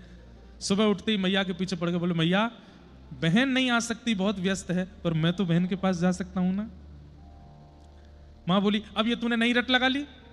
अब तो प्रयागदास जी रोने लगे। नहीं नहीं मां, मैं जाऊंगा, अपनी बहन से मिलने जाऊंगा। और ये कोई बात थोड़ी होती है कि ब्याह हो गया, बड़े कुल में ब्याह हो गया तो अपने भैया को भूल जाएगी, अपनी मैया को भूल जाएगी, कभी आएगी नहीं। रक्षाबंधन पे सब भाइयों की बहन आती, मेरी बहन नहीं आएगी, मैं डांट के आऊंगा बहन को, मैया मैं तो जाऊंगा। इतनी हट करने लगे कि मां ने अंत में कहा ठीक है जा, तू अयोध्या चला जा, वही है तेरी बहन। मां ऐसे कैसे चला जाऊं? कुछ तो बना के दो। मां को जबरदस्ती रसोई में लेकर कुछ बना के दो, कुछ सामग्री दे दो। मां ने कुछ सामग्री बनाई, सामग्री बना करके दे दी और बस मनी मन सोचने लगी हे राघव जी मेरे पुत्र का ध्यान रखना, ये निकल तो गया है, मैंने इसको समझा तो दिया है, जितनी मेरी इच्छा थी, जितनी मेरी योग्यता थी उतना इसको मैंने कर तो दिया है, बस आप संभाल लेना इसको। निकल गए प्रयागदास जी अयोध्या के लिए। अयोध्या आए, मां से पूछा था अयोध्या नगरी तो बहुत बड़ी होगी, मेरी बहन कहां रहती है, कोई जगह बता दो। तो मां ने कह दिया था कनक भवन में है तेरी बहन। सीधे कनक भवन में बिहारिणी जी के दर्शन करने के लिए गए और वहां जाके पुजारी जी से पूछने लगे जय सियाराम। बोले जय सियाराम। बोले कहो भैया हम जनकपुर से आए हैं, प्रयागदास हमारा नाम है, जानकी जी के छोटे भैया हैं, आप उनको मिलवा दीजिए, बोल दीजिए कि मैं उनका भाई हूं, राखी बंधवाने आया हूं। पुजारी जी बोले सामने युगल सरकार विराज रहे हैं, दर्शन करो। बोले इनके तो दर्शन मैंने कर लिए, इनको तो मैंने प्रणाम कर लिया, पर वो जानकी जी कहाँ है? बोले वो जानकी जी बैठी तो है सामने। अरे ये वाली जानकी जी नहीं, ये तो हिल भी नहीं रही, बोल भी नहीं रही, चल भी नहीं रही, उठ भी नहीं रही, स्पष्ट बैठी हैं। ये वाली नहीं, वो वाली जानकी जी, ये तो उनका प्रतिमा स्वरूप है, वो चलती फिरती हैं, वो बोलती हैं, उनसे कह दीजिए मैं आया हूं, मुझे राखी पहना दें। बंधुओं विचार करके देखो, आज भी अगर कोई ऐसा कहे तो आप लोग क्या करोगे? हाँ भैया ठीक है तो बैठ जाओ, अब इससे क्या मूड मारे, पागल आदमी है, कह रहा है कि जानकी जी को बुलाओ। यही उस समय हुआ। पुजारी जी ने कहा दर्शन करो, प्रसाद लो, चलते बनो यहां से। बहन मिलेंगी, तुम्हारी शिकायत करूंगा मैं उनसे, मिलने नहीं दे रहे हो मुझे। बाहर जाके किसी से बोले मेरी बहन जानकी जी कहाँ है? कोई मंदिर बता दे, कोई मंदिर बता दे। मंदिरों में जाकर के ठाकुर जी के विग्रह को देखकर रोने लग जाए। विग्रह से नहीं मिलना है, मुझे प्रत्यक्ष मिलना है, वो मेरी बहन है, मेरी माँ ने कहा कि वो मेरी बहन है। हनुमानगढ़ी गए, हनुमान जी के दर्शन किए, वहां खूब रोए, बोले आप तो मेरे संबंधी हैं, मेरी माँ ने बताया, क्यों नहीं मिल रही हैं श्री जानकी जी? हनुमान जी को रो करके जब कहा, एक वृक्ष के नीचे जाकर के इतना रोए, 7 दिन तक ना कुछ खाया ना कुछ पिया, बस सियाजू सियाजू सियाजू, मेरी बहन सियाजू कहते कहते रोने लगे। हनुमान जी महाराज सिया जी के पास गए, बोले कि मैया मुझसे इनका विरह देखा नहीं जा रहा है, आप कृपा करो। सिया जी बोली ठीक है। और एक दिन आया, ढोल नगाड़े ताशे बज रहे हैं, बड़ी बड़ी सहनाइयां बज रही हैं, और महाराज एक व्यक्ति हाथ में सुंदर चमर लेकर के, सुंदर चिन्ह लेकर के, और बढ़िया सुंदर वस्त्र पहन करके चलता हुआ, और बस सबको सावधान करता हुआ जा रहा है। रघुकुल कमल दिवाकर दशरथ नंदन कौशल्यानंदन जगत प्रतिपालक प्रभु श्री रामचंद्र सिया रामजू महाराज पधार रहे हैं, सावधान हो जाओ। सिया रामजू महाराज पधार रहे हैं, सुनते ही प्रयागदास जी के नेत्र खुले। 7 दिन बाद पड़े थे किसी वन में, और तभी नेत्र खोल करके देखा, पोशाक अलग है इन लोगों की जो ढोल बजा रहे हैं, मुख की कांति ऐसा बता रही है कि ये सामान्य लोग नहीं हैं। जब घोड़ों को देख रहे हैं, चिन्ह रखने वालों को देख रहे हैं, ढोल नगाड़ों का स्वर सुन रहे हैं, ये संसार के ढोल नगाड़े नहीं है, ये कुछ और है। मंगल गीत गाते हुए सखियां चल रही हैं, सुंदर सुंदर वाद्य बजाते हुए बड़े बड़े संगीतकार चल रहे हैं, पुष्प वर्षण करते हुए मानो जैसे गंधर्व चल रहे हैं। और तभी देखते हैं एक श्वेत हाथी सामने आया। उस श्वेत हाथी के ऊपर रत्न जड़ित सुंदर स्वर्ण सिंहासन है, ऊपर सुंदर ठाकुर जी के चमर डोराई जा रही है, सुंदर ठाकुर जी को छत्र रखा गया है। आहा, उस सुंदर सिंहासन के मध्य में सुंदर गादी जी लगी हैं, और उस गादी जी पर अत्यंत सुकोमल श्याम वर्ण कांति के श्री राघव जी, और बगल में बिल्कुल कंचन वर्ण जैसा है जिनका, ऐसी श्री जानकी जी बैठी हैं, और मंद मंद मुस्काते हुए इधर उधर देखते हुए चल रहे हैं। जानकी जी का दर्शन करके श्री प्रयागदास जी रुदन करने लगे। तुरंत जानकी जी ने वहीं अपने हाथी को रोका, हाथी नीचे बैठा, श्री राघव जी और जानकी जी उतर करके आए, और प्रयागदास जी को भैया कह करके जानकी जी ने, भैया आ गए आप? सुन करके श्री प्रयागदास जी अत्यंत आनंदित हुए। पहले तो प्रसन्नता में खूब रोए, और फिर रूठ के बैठ गए। कैसी बहन हो आप? मैं 7 दिन से भूखा प्यासा यहां बैठा हूं, जल भी नहीं पूछा आपने, और 7 दिन बाद आए हो। जानकी जी राघव जी को इशारा कर रही हैं, साले साहब रूठे हैं, मनाओ। कितने बड़े भाग्य हैं। श्री राघव जी बगल में बैठे, अच्छा भैया क्षमा कर दो, हम लोग थोड़े व्यस्त हो गए, तो रखो अपनी व्यस्तता अपने पास। अरे परिवार के लोगों के लिए तो समय होना। कितने वर्ष हो गए बहन, मैंने तो आपको जन्म के बाद कभी देखा नहीं, मैया ने कब से नहीं देखा आपको, पिताजी तो रहे नहीं, आप आती भी नहीं हो कभी वहां पर। बिल्कुल ऐसे बात कर रहे हैं जैसे कोई बहन से कोई भाई बात कर रहा हो। मां ने आपके लिए मिष्ठान बना के भेजा, खिला दूं? वृक्ष के नीचे श्री राघव जी जानकी जी दोनों बैठे हैं, और पूरी अयोध्या नगरी, वही सत्य त्रेताकालीन नगरी पूरी प्रकट हो गई थी कलिकाल में। ये कलयुग की घटना है, और सब देख रहे हैं, सबके नेत्रों में आंसू हैं। और श्री प्रयागदास जी अपने हाथ से मैया के बनी हुई सामग्री सिया जी को पवा रहे हैं, राघव जी को पवा रहे हैं, और सिया जी राघव जी दोनों मिलकर प्रयागदास जी को पवा रहे हैं। प्रयागदास जी ने, ऐसे ही देखत रहूं तो मैं जन्म सुफल कर मानूं। बस आप दोनों ऐसे ही मेरे आंखों के आगे बैठे रहो, मैं देखता रहूं, और मैं जाऊंगा वापस। मां पूछेगी कब आ रही है बहन, मैं क्या बताऊंगा? सिया जी बोली, कह देना जल्दी आ जाऊंगी मैं। राघव जी सिया जी तो वहां से चले गए। आप इतने भाव निमग्न हो गए, निमग्न होते हुए चल रहे थे। अब जिसको राघव जी का दर्शन हो गया होगा ना, उसके तन की कांति, उसकी बोली चाली वो हमारी जैसी नहीं होगी, वो अलग ही होगी, और उसको कोई रसिक ही पहचान सकता है, सामान्य लोग पहचान भी नहीं पाएंगे। तभी सामने से एक रसिक श्री त्रिलोचन जी आ रहे थे, अयोध्या के संत। उन्होंने प्रयागदास जी की स्थिति को जब देखा, तन की स्थिति को देखा, प्रेम के कुछ लक्षण हैं, प्रेम के कुछ लक्षण हैं। भगवत दर्शन के बाद वो लक्षण हमारे अंग में प्रस्फुटित होने लगते हैं। पहला लक्षण, कितनी भी अवस्था हो जाए लेकिन शरीर ऐसा लगेगा जैसे बालवत, बालकों जैसा हो। 70 के हो जाते हैं, 80 के हो जाते हैं महात्मा, लेकिन उनकी वाणी सुनो, उनके पास बैठो, उनके मुख को देखो, ऐसा लगेगा छोटे से बालक हैं क्या। तन का स्पर्श करोगे तो ऐसा लगेगा बिल्कुल नवजात शिशु। प्रेम पुलकित होने लगता है। दूसरा लक्षण होता है वो दुर्गंध विहीन हो जाते, उनमें से दुर्गंध नहीं आती।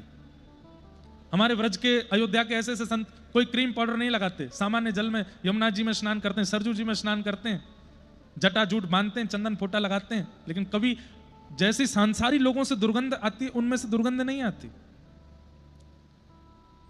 तीसरा, प्रेम पुलकित नेत्र, नेत्र सदा भीगे ही रहते हैं।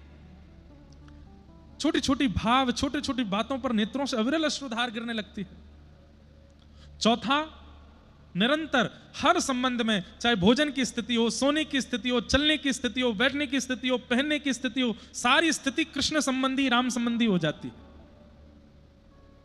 ये सब चिन्ह हैं उन लोगों के। और आगे की स्थिति तो और विचित्र है, जड़ को चैतन्य समझ के बात करने लगते हैं। ऐसी स्थिति हो जाती है जिनको ठाकुर जी का अनुभव हो जाता है। त्रिलोचन जी पहचान गए कि ये सामान्य नहीं है, और उन्होंने जाकर के उनको अपने आश्रम में लाए और उनसे बस पूछते कैसे, तो वो बताते मेरी बहन जानकी जी ऐसी हैं, मेरे जीजा जी राघव जी ऐसे हैं, भरतलाल जी ऐसे हैं, लक्ष्मण जी ऐसे हैं। त्रिलोचन जी बोले वर्षों हो गए हमको तप करते करते, कभी राघव जी का अनुभव नहीं हुआ। आपकी मैया की थोड़ी सी सीख से आपको साक्षात दर्शन हो गए राघव जी के। उन्होंने प्रयागदास जी को मामा संबोधित किया। तब से पूरे अयोध्या और पूरे विश्व में मामा प्रयागदास उनका नाम। क्यों? श्री जानकी जी वो बहन मानते हैं। कुछ वर्ष बाद, कुछ दिनों बाद लौट करके वापस गए। मैया ने जैसे ही देखा तो अब प्रयागदास वैसा है ही नहीं जैसा गया था। वही बस चलत राम, बोलत राम, स्मरण राम, सब राम राम में हो गए हैं। लौट करके आए, मां ने कहा पुत्र आगे इतने दिन लगे। पूछा नहीं कि बहन मिली कि नहीं, क्योंकि स्थिति बता रही कि मिल गई है। आकर के केवल दोनों आलिंगन करके, मां ने पुत्र को, पुत्र ने मां को, बस रोते रहे दोनों। मां, बहन जी मिली थी, जीजाजी भी मिले थे, और बस कांपने लगा शरीर प्रयागदास जी का। सुनकर के मैया कंपायमान हो गई।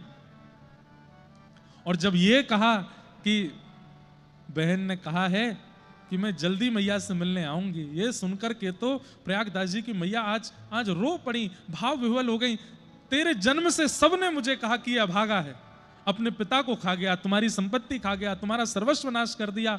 आज हम भिक्षा मांग करके अपना पेट भरते हैं, लेकिन पुत्र आज मैं गौरव से कह सकती हूँ कि मैं प्रयागदास की मां हूं, जो जानकी जी को अपनी बहन बना के आया है, उनसे राखी बंधवा के आया है, श्री राम जी जिसके जीजा हैं।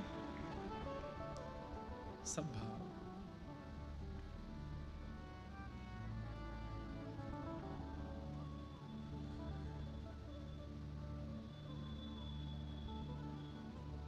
प्रयागदास जी महाराज लेटे रहते। किसी ने कहा अरे भजन तो किया करो, तो बड़ा प्रसिद्ध उनका एक वाक्य, वो कहते पेड़ के नीचे खाट बिछी है, खाट के नीचे करवा, प्रयागदास अलमस्ता सोवे, राम लला को सरवा। पेड़ के नीचे खाट बिछी है, खाट के नीचे करवा पानी पीने वाला, और उस पर प्रयागदास अलमस्ता सोवे, राम लला को सरवा, मतलब सालो। श्री राम जी मेरे जीजा जी, मैं उनका साला हूं। राम जी जिसके जीजा जी हो गए उसको भजन की क्या आवश्यकता है। मेरा सुमिरन हरि करे। अरे मैं हरि का सुमिरन नहीं, हरि मेरा सुमिरन करते, मैं पावा विश्राम। तो प्रसंग हमने क्यों सुनाया? ठाकुर जी जड़ नहीं है, चैतन्य है। उनको जड़वत मानना भी नहीं है कि वो कोई पाषाण है, कोई धातु है। आप पाषाण धातु मानेंगे तो ठाकुर जी सदा पाषाण धातु में ही दिखेंगे। लेकिन एक बार जाइए रामलला के दर्शन करने, और ये बिल्कुल विचार मत कीजिए कि ये पाषाण है। ये सोच के जाइए रघुकुल कमल दिवाकर साक्षात, जिन्होंने हनुमान जी को दर्शन दिए, जिन्होंने सिया जी से ब्याह किया, जिन्होंने लक्ष्मण जी को अनुज बनाया, जिन्होंने रावण का वध किया, जिन्होंने सबरी के बेर खाए, जिन्होंने जटायु का संस्कार किया, ये वही राम जी ठाड़े हैं मेरे सामने। इस भाव से आप दर्शन करने जाओगे, प्रेम पुलकित हो जाएगा, अंग नेत्रों से अश्रुपात होने लगेगा, झूमने लगोगे आप राम जी को देख के। और इन सब के बीच ठाकुर जी के श्री अंग में कुछ गतिविधि का अनुभव भी आपको हो जाएगा। या तो लगेगा ये आंख मटका रहे हैं, या तो लगेगा ये खूब जोर जोर से मुस्कुरा रहे हैं, या तो लगेगा ये इशारा कर रहे हैं, कुछ ना कुछ अनुभूति हो जाएगी। पाषाण मान के जाओगे तो पाषाण से ही लगेंगे, हाथ में बाण, इधर धनुष लेकर के खड़े हैं चुपचाप। श्रीमद् भागवत जी की महात्मा कहती है, भगवान का प्रथम स्वरूप सत्य है, दूसरा स्वरूप चैतन्य है। जड़ नहीं है ठाकुर जी, चैतन्य है, चैतन्य है ठाकुर जी। और ठाकुर जी का तीसरा स्वरूप क्या है? आनंद। ठाकुर जी आनंद स्वरूप हैं। अरे ऐसो ऐसो ओ ऐसो चटक मटक सो ठाकुर, तीनों लोकन हूँ मैं ना। ऐसो चटक मटक सो ठाकुर, तीनों लोकन हूँ मैं। ऐसो चटक मटक सो ठाकुर, तीनों लोकन हूँ मैं ना। ऐसो चटक मटक सो ठाकुर, तीनों लोकन हूँ मैं। एक बार साकेत धाम गोलोक धाम की एक लीला हुई। साकेत धाम गोलोक धाम में नित्य राम लीला कृष्ण लीला चलती रहती है। तो एक बार कौशल्या जी के मन में आई कि मैं गोलोक धाम जाकर के यशोदा मैया से मिलके आऊं, और श्री यशोदा मैया के मन में उसी समय आई कि मैं साकेत जाकर के कौशल्या मैया से मिलके आऊं। और साकेत और गोलोक में राधा रानी के ठाकुर जी बड़े हैं, राधा रानी के और सियाजू के ठाकुर जी 16 वर्ष के हैं। लेकिन श्री यशोदा जी के और कौशल्या मैया के ठाकुर जी छोटे से ही हैं, अलग लीला चलती है वहां पर। आज सुबह जहां हम कथा करके आए हैं, सुबह भी कथा करके आए हैं हम वृंदावन में, कोकिल साईं, वहां के जो महाराज जी थे, सिंधी में महाराज जियों को साईं बोलते हैं, तो कोकिल साईं वो मानसी में कई लीलाओं का दर्शन करते थे, उन्हीं के द्वारा दर्शन की गई लीला है। आज उनका भी जन्मोत्सव है कोकिल साईं जी का, इसलिए वहां कथा करनी थी हमको। तो राघव जी और ठाकुर जी, ये वाली लीला सुनो, फिर गाएंगे इसको हैं, और सब नृत्य करना भाव से। तो कौशल्या मैया के मन में आई कि मैं गोलोक धाम जाकर के यशोदा मैया से मिल के आऊं, और यशोदा मैया के मन में आई कि मैं साकेत जाकर के कौशल्या मैया से मिल के आऊं। दोनों ने अपने लालन तैयार किए, और आज सौभाग्य से दोनों लालनों ने पीत वस्त्र पहने। आज दोनों मैयाओं के मन में एक जैसी भावना आ रही है, एक जैसी माला पहनाई है, एक जैसी पाग बांधी है, एक जैसे सारे श्रृंगार किए हैं। यहां कौशल्या मैया गोद में राम जी को लेकर के, वहां यशोदा मैया गोद में कृष्ण को लेकर के निकल पड़े, और ना वो साकेत पहुंच पाई ना वो गोलोक धाम, बीच रास्ता में ही दोनों मिल गई। कौशल्या मैया और श्री यशोदा मैया ने एक दूसरे को देखा, अरे बहन मैं तो तुमसे ही मिलवे आ रही। यशोदा मैया बोली, मेरे मन में वो आपसे मिलवे की इच्छा रही, देखो बीच में ही मिल गए। वहां राघव जी ठाकुर जी को देख रहे हैं, ठाकुर जी राघव जी को देख, दोनों एक ही हैं, एक जैसे हैं बिल्कुल। मतलब अगर राम कृष्ण दोनों खड़े हो जाएं तो आप अंतर नहीं बता सकते, अंतर केवल एक से पता चलेगा, क्या? इनके नयन गंभीर हैं, उनके चपल नेत्रों से पता चल सकता है कि कृष्ण कौन है। कैसे? जिनके दीर्घ गंभीर नेत्र हैं, एक टक देख रहे हो समझो राम जी हैं, और कभी यहां देख रहे हो, कभी यहां देख रहे हो, कभी ऐसे देख रहे हो, कभी ऐसे देख रहे हो, समझो ये ठाकुर जी हैं। बस यही पता कर सकता है, ऐसे ही पता लग सकता है कि ठाकुर जी कौन से, नहीं तो और कोई अंग है नहीं जिससे पता लग सके, सब एक जैसा है। कहां तक कहें घुंघराले केश कहां घूंघुर हो रहे हैं, वो भी एक से हैं दोनों के। हंसते हैं तो आगे की दो दतुइयां भी एक जैसी हैं, होठों की लालिमा भी एक जैसी है, हंसते समय गालों में जो दो गड्ढे पड़ते हैं वो भी एक जैसे हैं दोनों के, कोई अंतर नहीं है, एक जैसे हैं दोनों। यहां कौशल्या मैया की गोद में राम जी, वहां यशोदा मैया की गोद में ठाकुर जी, दोनों ठाकुर जी एक दूसरे को देख करके भी खुश हो रहे हैं, और नेत्रों नेत्रों में ही बात करने, बोले आज आनंद करा दे मैयाओं को ही, राधा रानी को तो खूब आनंद करायो, सिया जी को तो खूब आज मैया को आनंद करा दें। दोनों बालक छोड़ दिए, वे खेल रहे हैं। यहां मैया आपस में चर्चा करने लगी। शाम हो गई, शाम होते ही मैया बोली, भली मिल गई, मिलती रहा करो आप समय समय पर। बोले हाँ मिलेंगे। अच्छा चलो अब मैं चलूं, वापस जाऊं, आप भी वापस निकलो। दोनों अपने बालकों को लेने गए तो क्या हुआ, अदला बदली हो गई। राम जी चले गए गोलोक धाम और हमारे वृंदावन के ठाकुर जी चले गए साकेत। गोलोक धाम और साकेत में कंफ्यूजन तो नहीं है ना? जैसे स्वर्ग है, वैकुंठ है, ऐसे ही राम उपासक जहां जाते हैं मुक्ति के बाद वो साकेत है, और कृष्ण उपासक जहां जाते हैं वो गोलोक धाम है। नारायण उपासक जहां जाते हैं वो वैकुंठ है, और पुण्य करने वाले जहां जाते हैं वो स्वर्ग है। और पापी कहां जाते हैं वो तो पता ही है आपको। तो गोलोक और साकेत में सदा कृष्ण लीला रामलीला आज भी चलती है। तो वृंदावन के ठाकुर जी पहुंच गए साकेत और राम जी पहुंच गए गोलोक धाम। अब यहां राम जी पहुंचे जैसे ही गोलोक धाम में पहुंचते ही ठाकुर जी के सब शरारती मित्र आगे, मधुमंगल, श्रीदामा, तनसुका, मनसुका, धनसुका। मैया ने जैसे ही ठाकुर जी नीचे उतारे, इतने में सबरे सका, रे लाला, सुबह तो तेरी बाट देख रहे हैं, कहां को चलो गए हो? राम जी तो ब्रजभाषा सुनते ही घबरा गए और उनके मुखमंडल की ओर देखें बड़े चुपचाप। रे बोल क्यों ना रहो, तेरे मुंह में का गुड़ रखो, खोल के दिखा। और ठाकुर जी का मुंह पकड़ के दबा दिया मधुमंगल ने, खोल के दिखा, जरूर गुड़ खा के आयो तभी बोलना है। रहो राम जी बेचारे इतने संकोच में कि रोक भी नहीं रहे कि मेरा मुंह में दर्द हो रहा, मत खोलो। खोल के अरे यार के मुंह में तो कछुना है, फिर काय को ना बोल लो, चल लाला खेलवे चलेंगे। राम जी को पकड़ के ले गए और क्या किया, बोले राम जी को घोड़ा बना दिया, चढ़ गए सबरे ऊपर, और ये दो चोटी बनी हुई है, चोटी पकड़ करके चल मेरे घोड़े, टुक टुक टुक, चल चल चल। राम जी तो बेचारे मोटे मोटे आंसुओं से रोने लगे थोड़ी देर में। क्यों? वहां ठाकुर जी पहुंचे हैं साकेत में, और वहां जैसे ही ठाकुर जी आंगन में पहुंचे, राम जी के सब मित्र आए हैं, हाथ जोड़ करके खड़े हैं। रघुकुल कमल दिवाकर, हे दशरथ नंदन श्री राम, बाहर आंगन में खेलने की सब व्यवस्था हो चुकी है, आपको अवकाश हो तो खेलने के लिए चलें। ठाकुर जी मूड खुजा के बोले, ऐसे खेलने के लिए कौन पूछता भाई, ये तो कोई राजा महाराजा को पूछ रहे हो खेलने के लिए। सखा तो ऊधम करते हुए जाते हैं, ये कैसे सखा है? अब राम जी को उसका अभ्यास है, वहां तो मिल गए सबरे शरारती ऊधमी, और ठाकुर जी को यहां मिल गए सबरे सीधे साधे। ठाकुर जी बोले तुम पे खेलना ना, चलो सबरे बाहर। बाहर जाकर के ठाकुर जी ने फेंटा बांध करके या में लात मार या में घूसा मार, उठा पटक करके सबन के नाक मुंह सब तोड़ दिए।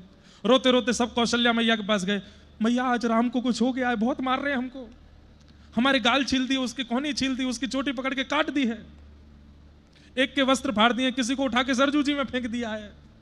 राघव ऐसे तो कभी नहीं थे। और वहां सबरे सखा जाकर के मैया से कह रहे, मैया लाला कौन सा सांप सूंघे हो, ना हंस रहो है, ना बोल रहो है, ना कुछ कर रहो है, बस चुपचाप थाड़ो है और रो ऊपर ते। राम जी को यशोदा मैया गोदी में ले, लाला कहां गए हो, इतना शांत शांत काहे को है? राम जी कुछ नहीं बोले। भोजन का समय हुआ, नंद बाबा आए, आजा लाला भोजन करेंगे।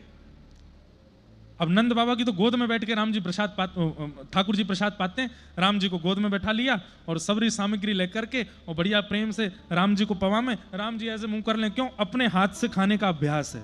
और ठाकुर जी वो अपने हाथ से कुछ पाते ही नहीं है। हमारे वृंदावन के ठाकुर जी तो आज तक अपने हाथ से नहीं पाते, अब भी सेवक ही पवाते हैं उनको। राम जी पावे नहीं। नंद बाबा कहें, अरे यशोदा जी लाला का है क्यों, ये पा क्यों ना रहो? बोले पतो ना, सुबह सवेरे बालक भी आके शिकायत कर रहे, कुछ बोल ना रहो, कुछ कह ना रहो। और वहां साकेत में दो चौकी लगी, एक बड़ी चौकी दशरथ जी की, छोटी चौकी राम जी की, बगल में भरत शत्रुघ्न लक्ष्मण जी की भी चौकियां लगी हैं। सब आकर के बैठ गए, राम जी आए नहीं अभी तक। दशरथ जी बोले, राघव तो बड़े समय के पाबंदी में रहते हैं, अभी तक आए क्यों नहीं? भरत जी जाओ बुला के लाओ। भरत जी गए, राघव भैया पिताजी बाट देख रहे हैं, प्रसाद के लिए आ जाओ। ठाकुर जी जैसे पीछे मुड़ के देखे तो मुंह पे मिट्टी लगी, हाथ पूरे सन रहे हैं कीचड़ में, सबरे वस्त्र अधर रहे। भरत जी बोले, भैया ये कैसे, हाथ पैर धो लीजिए। भरत जी पकड़ के उनको भी कीचड़ में डाल दिया, बोले तू भी चल मेरे संग ऐसे ही। भरत जी संकोच में देख रहे हैं, बोले ये क्या हो गया इनको। आए सीधे लक्ष्मण जी शत्रुघ्न जी सबकी चौकी पर चढ़ते गए और दशरथ जी की गोद में जाके बैठ गए। सामने कड़ी रखी है, खीर रखी है, सब सामग्री उठा उठा के दशरथ जी की दाढ़ी पे लगाने लगे। कड़ी से सुंदर सुंदर चिन्ह बनाने लगे, यहाँ पर मिर्च लेकर के कान में घुसाने लगे। दशरथ जी बोले, कौशल्या ये क्या हुआ राम को, ये क्या कर रहा है, ये पूरे मेरे वस्त्र बिगाड़ दिए, पूरे मुंह पे मेरे आकृति बना दी। कौशल्या मैया बोली, सुबह सब बालक पीटे हैं, कईयों को पकड़ के सरजू जी में फेंक दिया है, ऐसा राम ने कभी किया तो है नहीं। वहां यशोदा मैया ने ठाकुर जी पकड़े, यहां कौशल्या मैया ने अपने लाला पकड़े, और दोनों ने पकड़ करके ध्यान से जब देखा, यशोदा मैया ने देखा दीर गंभीर नेत्र, बिल्कुल चपलता नहीं है, बिल्कुल चंचलता नहीं है। अरे ये कहीं कौशल्या को लाला राम तो नहीं है? राघव, जैसे ही राघव कहा तो राम जी बोले हाँ मैया। अरे ये तो राघव आ गए हो है यहाँ पे। अरे लाला, इस सबरे सखान ने मिलकर के खूब कीचड़ लगाई दी, मट्टी लगाई दी, लाला तो को मैं नवा धुवाई दूं।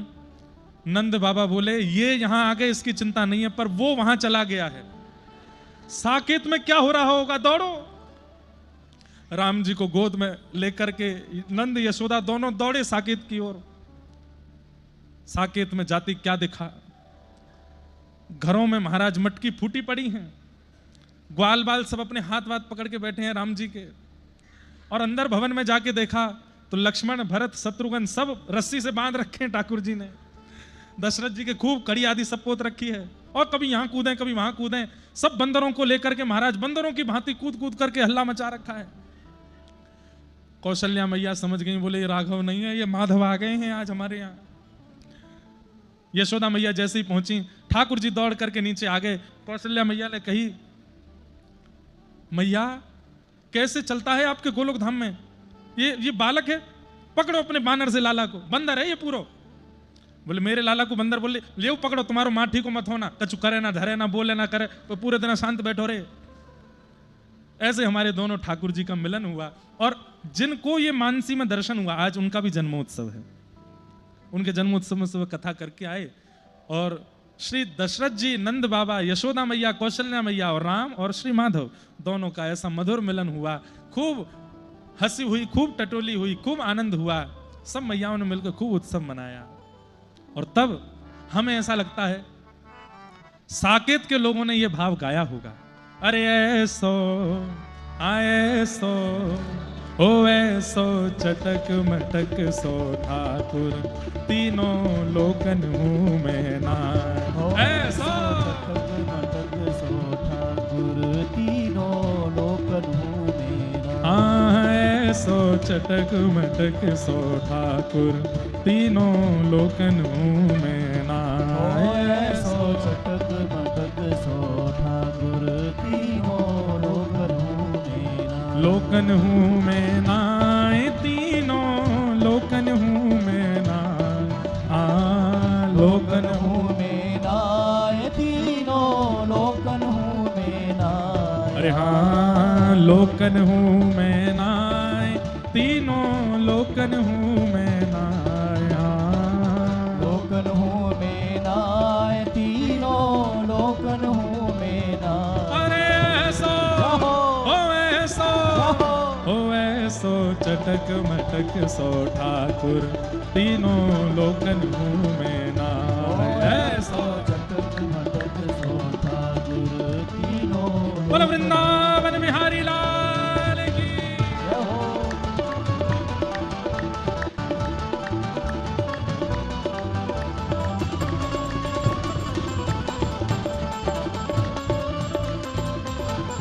श्री कनक बिहारी बिहारिणी सरकार की।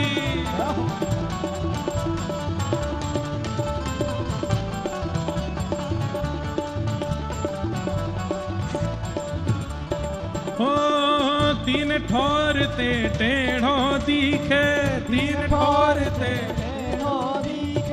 तीन ठोर ते टेढ़ो दिखे, नटकी सी चलगत यह सीखे, नटकी सी चलगत यह सीखे, नटकी सी चलगत यह सीखे, नटकी सी चलगत यह सीखे। और तिरछे नैन चलावे तीखे, तिरछे नैन चलावे तीखे, तिरछे नैन चलावे तीखे, हाँ तिरछे नैन चलावे तीखे, तिरछे नैन चलावे, ओ तिरछे नैन चलावे तीखे।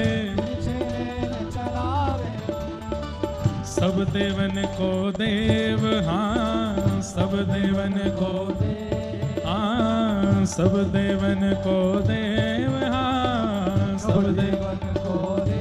तो ये व्रज में गारी खाए, हाँ सब देवन को तो ये ब्रज में गारी खाए। ओ ऐसा, ओ ऐसा। देखो सबसे पीछे जो लोग श्रोता बैठे हैं उनका आनंद देखो, कितने आनंद में कथा सुन रहे हैं नृत्य करते हुए। ओ ऐसा, ओ ऐसा, ओ ऐसो चटक मटक सो ठाकुर, तीनों लोकन मुँह में नाम। ऐसो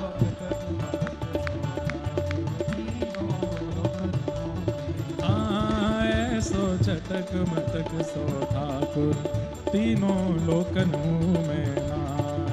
ऐसो चटक मटक सो ठाकुर, तीनों लोकन मुँह में। हे राधे राधे गोविंद गोविंद राधे,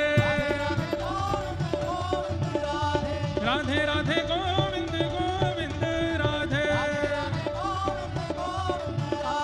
गोविंद राधे गोपाल राधे, गोविंद राधे गोपाल राधे, हरि गोविंद राधे गोपाल राधे,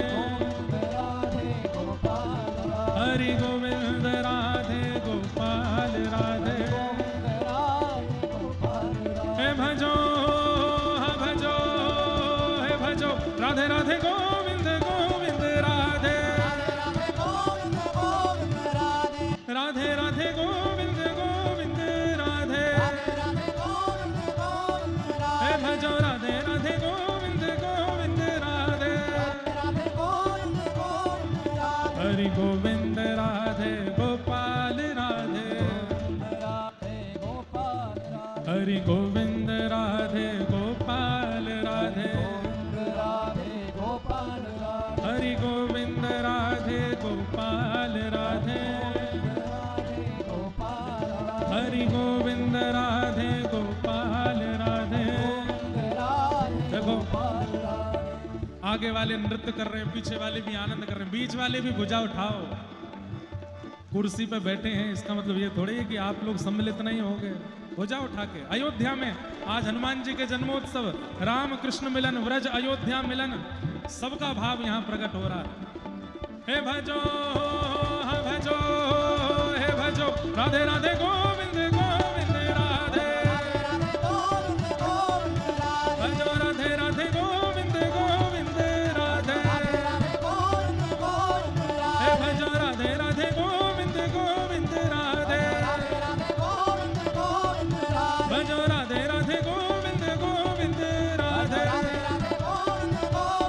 भज राधे राधे, श्री राधे राधे, जय राधे राधे, श्री राधे राधे, जय राधे राधे, श्री राधे राधे, जय राधे राधे, श्री राधे राधे, जय राधे राधे, श्री राधे राधे, जय राधे राधे, श्री राधे राधे, जय राधे राधे, श्री राधे राधे, जय राधे राधे, श्री राधे राधे, जय राधे राधे, श्री राधे राधे, जय जय श्री राम, जय जय श्री राम, जय जय श्री राम।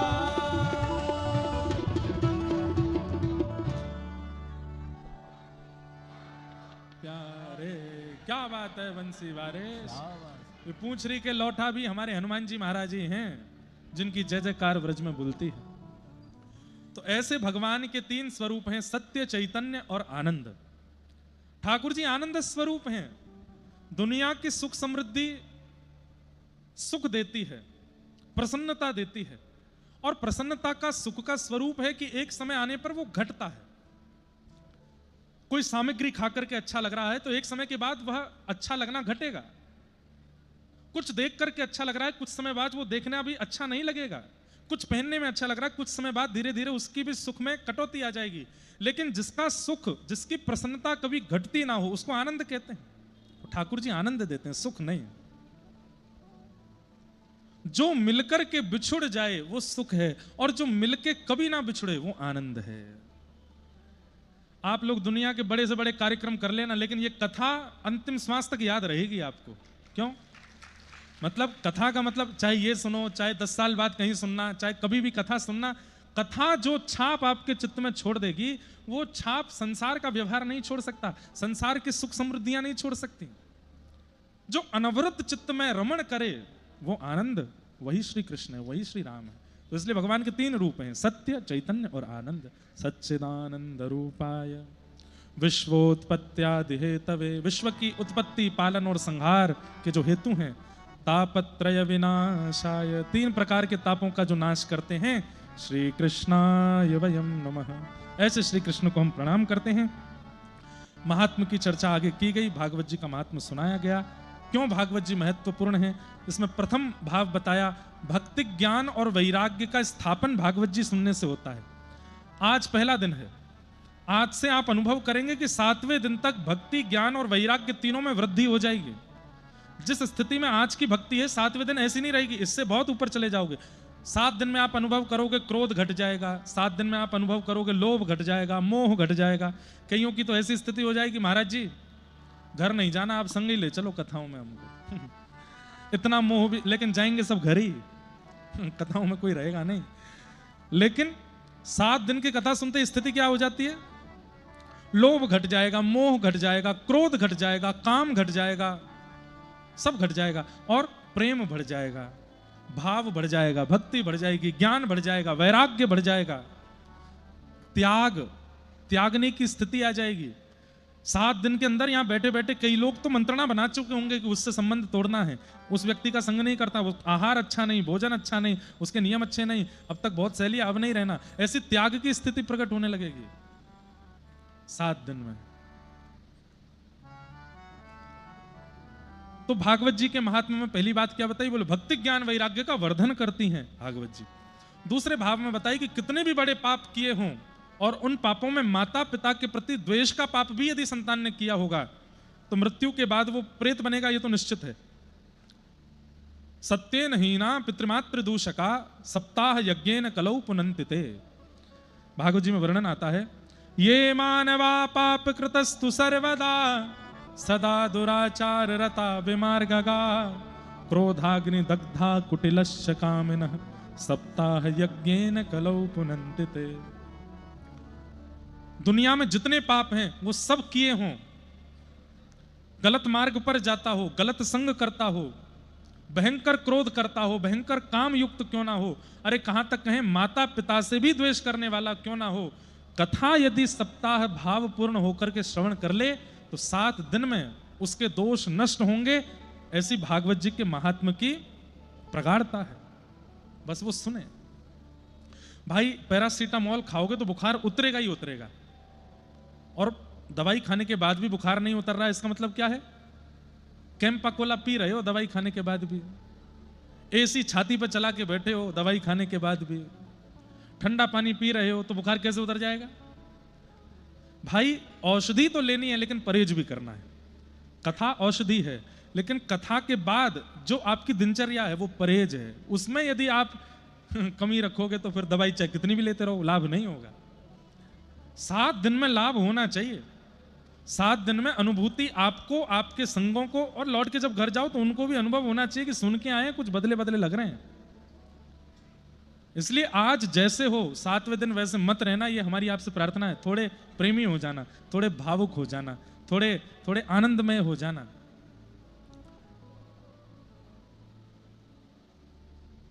एक आत्मदेव नाम के ब्राह्मण थे, कोई संतान नहीं थी। संत की कृपा से इनके यहां पर गौ माता ने एक गोकर्ण नाम के बालक को जन्म दिया, और इनकी पत्नी सहेली के पुत्र को अपना मना करके ले आई, उसका नाम धुंधुकारी रखा गया। आगे चल करके गोकर्ण पंडित ज्ञानी बने, और धुंधुकारी महान दुष्ट हुआ, और धुंधुकारी की दुष्टता के कारण मां ने अपने प्राण त्याग दिए, पिता ने वन में जाकर के प्राण त्याग दिए, धुंधुकारी को वैश्याओं ने मार दिया। वो एक महाप्रेत बना, जो कि गया श्राद्ध करने से भी मुक्त नहीं हुआ। तब गोकर्ण जी महाराज ने सूर्य नारायण से पूछा कि इतना बड़ा पापी जो प्रेत बन गया हो, गया श्राद्ध से भी मुक्त ना हो रहा हो, उसको मुक्त करने का उपाय क्या है? तब सूर्य नारायण ने कहा कि भयंकर प्रेत योनि में पड़ा हुआ व्यक्ति भी एक उपाय से मुक्त हो सकता है। बोले क्या? श्रीमद् भागवतान मुक्ति सप्ताहम वाचनम कुरु इति सूर्यवचः सर्वै धर्म रूपम तु विश्वतम। भागवत की कथा। तब गांव वासियों ने भागवत की कथा कराई। गोकर्ण जी महाराज ने वक्ता बन के कथा की। 7 दिन में धुंधुकारी मुक्त होकर के भगवत धाम प्रस्थान कर गए। पुनः कथा हुई और उस कथा में समस्त ग्रामवासी भी मुक्त होकर के भगवत धाम को प्रस्थान कर गए। इस प्रकार भागवत जी का महात्म्य सुनाया गया। ऐसे भागवत जी के परम पावन महात्म्य को हम प्रणाम करते हैं, वंदन करते हैं। आज बंधुओं कथा विलंब से थोड़ी प्रारंभ हुई, लेकिन कल से आप सब लोग बिल्कुल समय से आ ही गए थे। आज भी, कल भी आ जाइएगा। बाहर कितने भी सूर्य नारायण भगवान तप रहे हो, लेकिन भीतर बहुत बढ़िया माहौल है। आप लोग कम भोजन कीजिएगा, भोजन कम भजन ज्यादा, इस पर ध्यान दीजिएगा। अयोध्या नगरी में आप लोग बैठे हैं, सरजू जी के तट पर बैठे हैं। श्री हनुमान जी महाराज की शरण, श्री राघव जी की शरणागति यहाँ हो रही है। ऐसे ऐसे दिव्य संतों की शरण में हम हैं, खूब आनंद होगा। आज श्री हनुमत जन्मोत्सव का पावन दिन है। हनुमान चालीसा गाते हुए आज की पावन कथा को हम विश्राम की ओर ले चलें। श्री गुरु चरण सरोज रज निज मन मुकुर सुधार, वर्णो रघुवर विमल यश जो दायक फल चार, बुद्धिहीन तनु जान के सुमिरौ पवन कुमार, बल बुद्धि विद्या देहु मोहे हरहु कलेश विकार। जय हनुमान ज्ञान गुण सागर, जय कपीस तिहुँ लोक उजागर, रामदूत अतुलित बलधामा, अंजन पुत्र पवन। करताल बजाते हुए।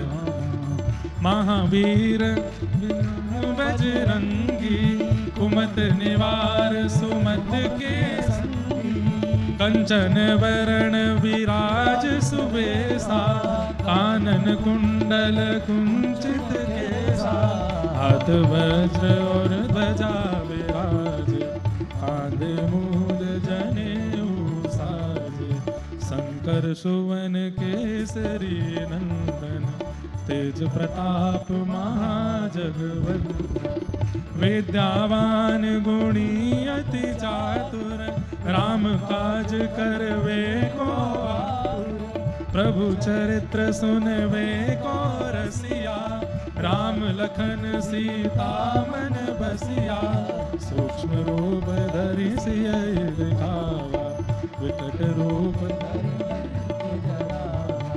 भीम रूप धरे असुर संहारे, रामचंद्र के काज सवारे, लाए सजीवन लखन जियारे, श्री रघुवीर हर्ष उर लाए, रघुपति कीनी बहुत बड़ाई, तुम मम प्रिय भरतहि सम भाई,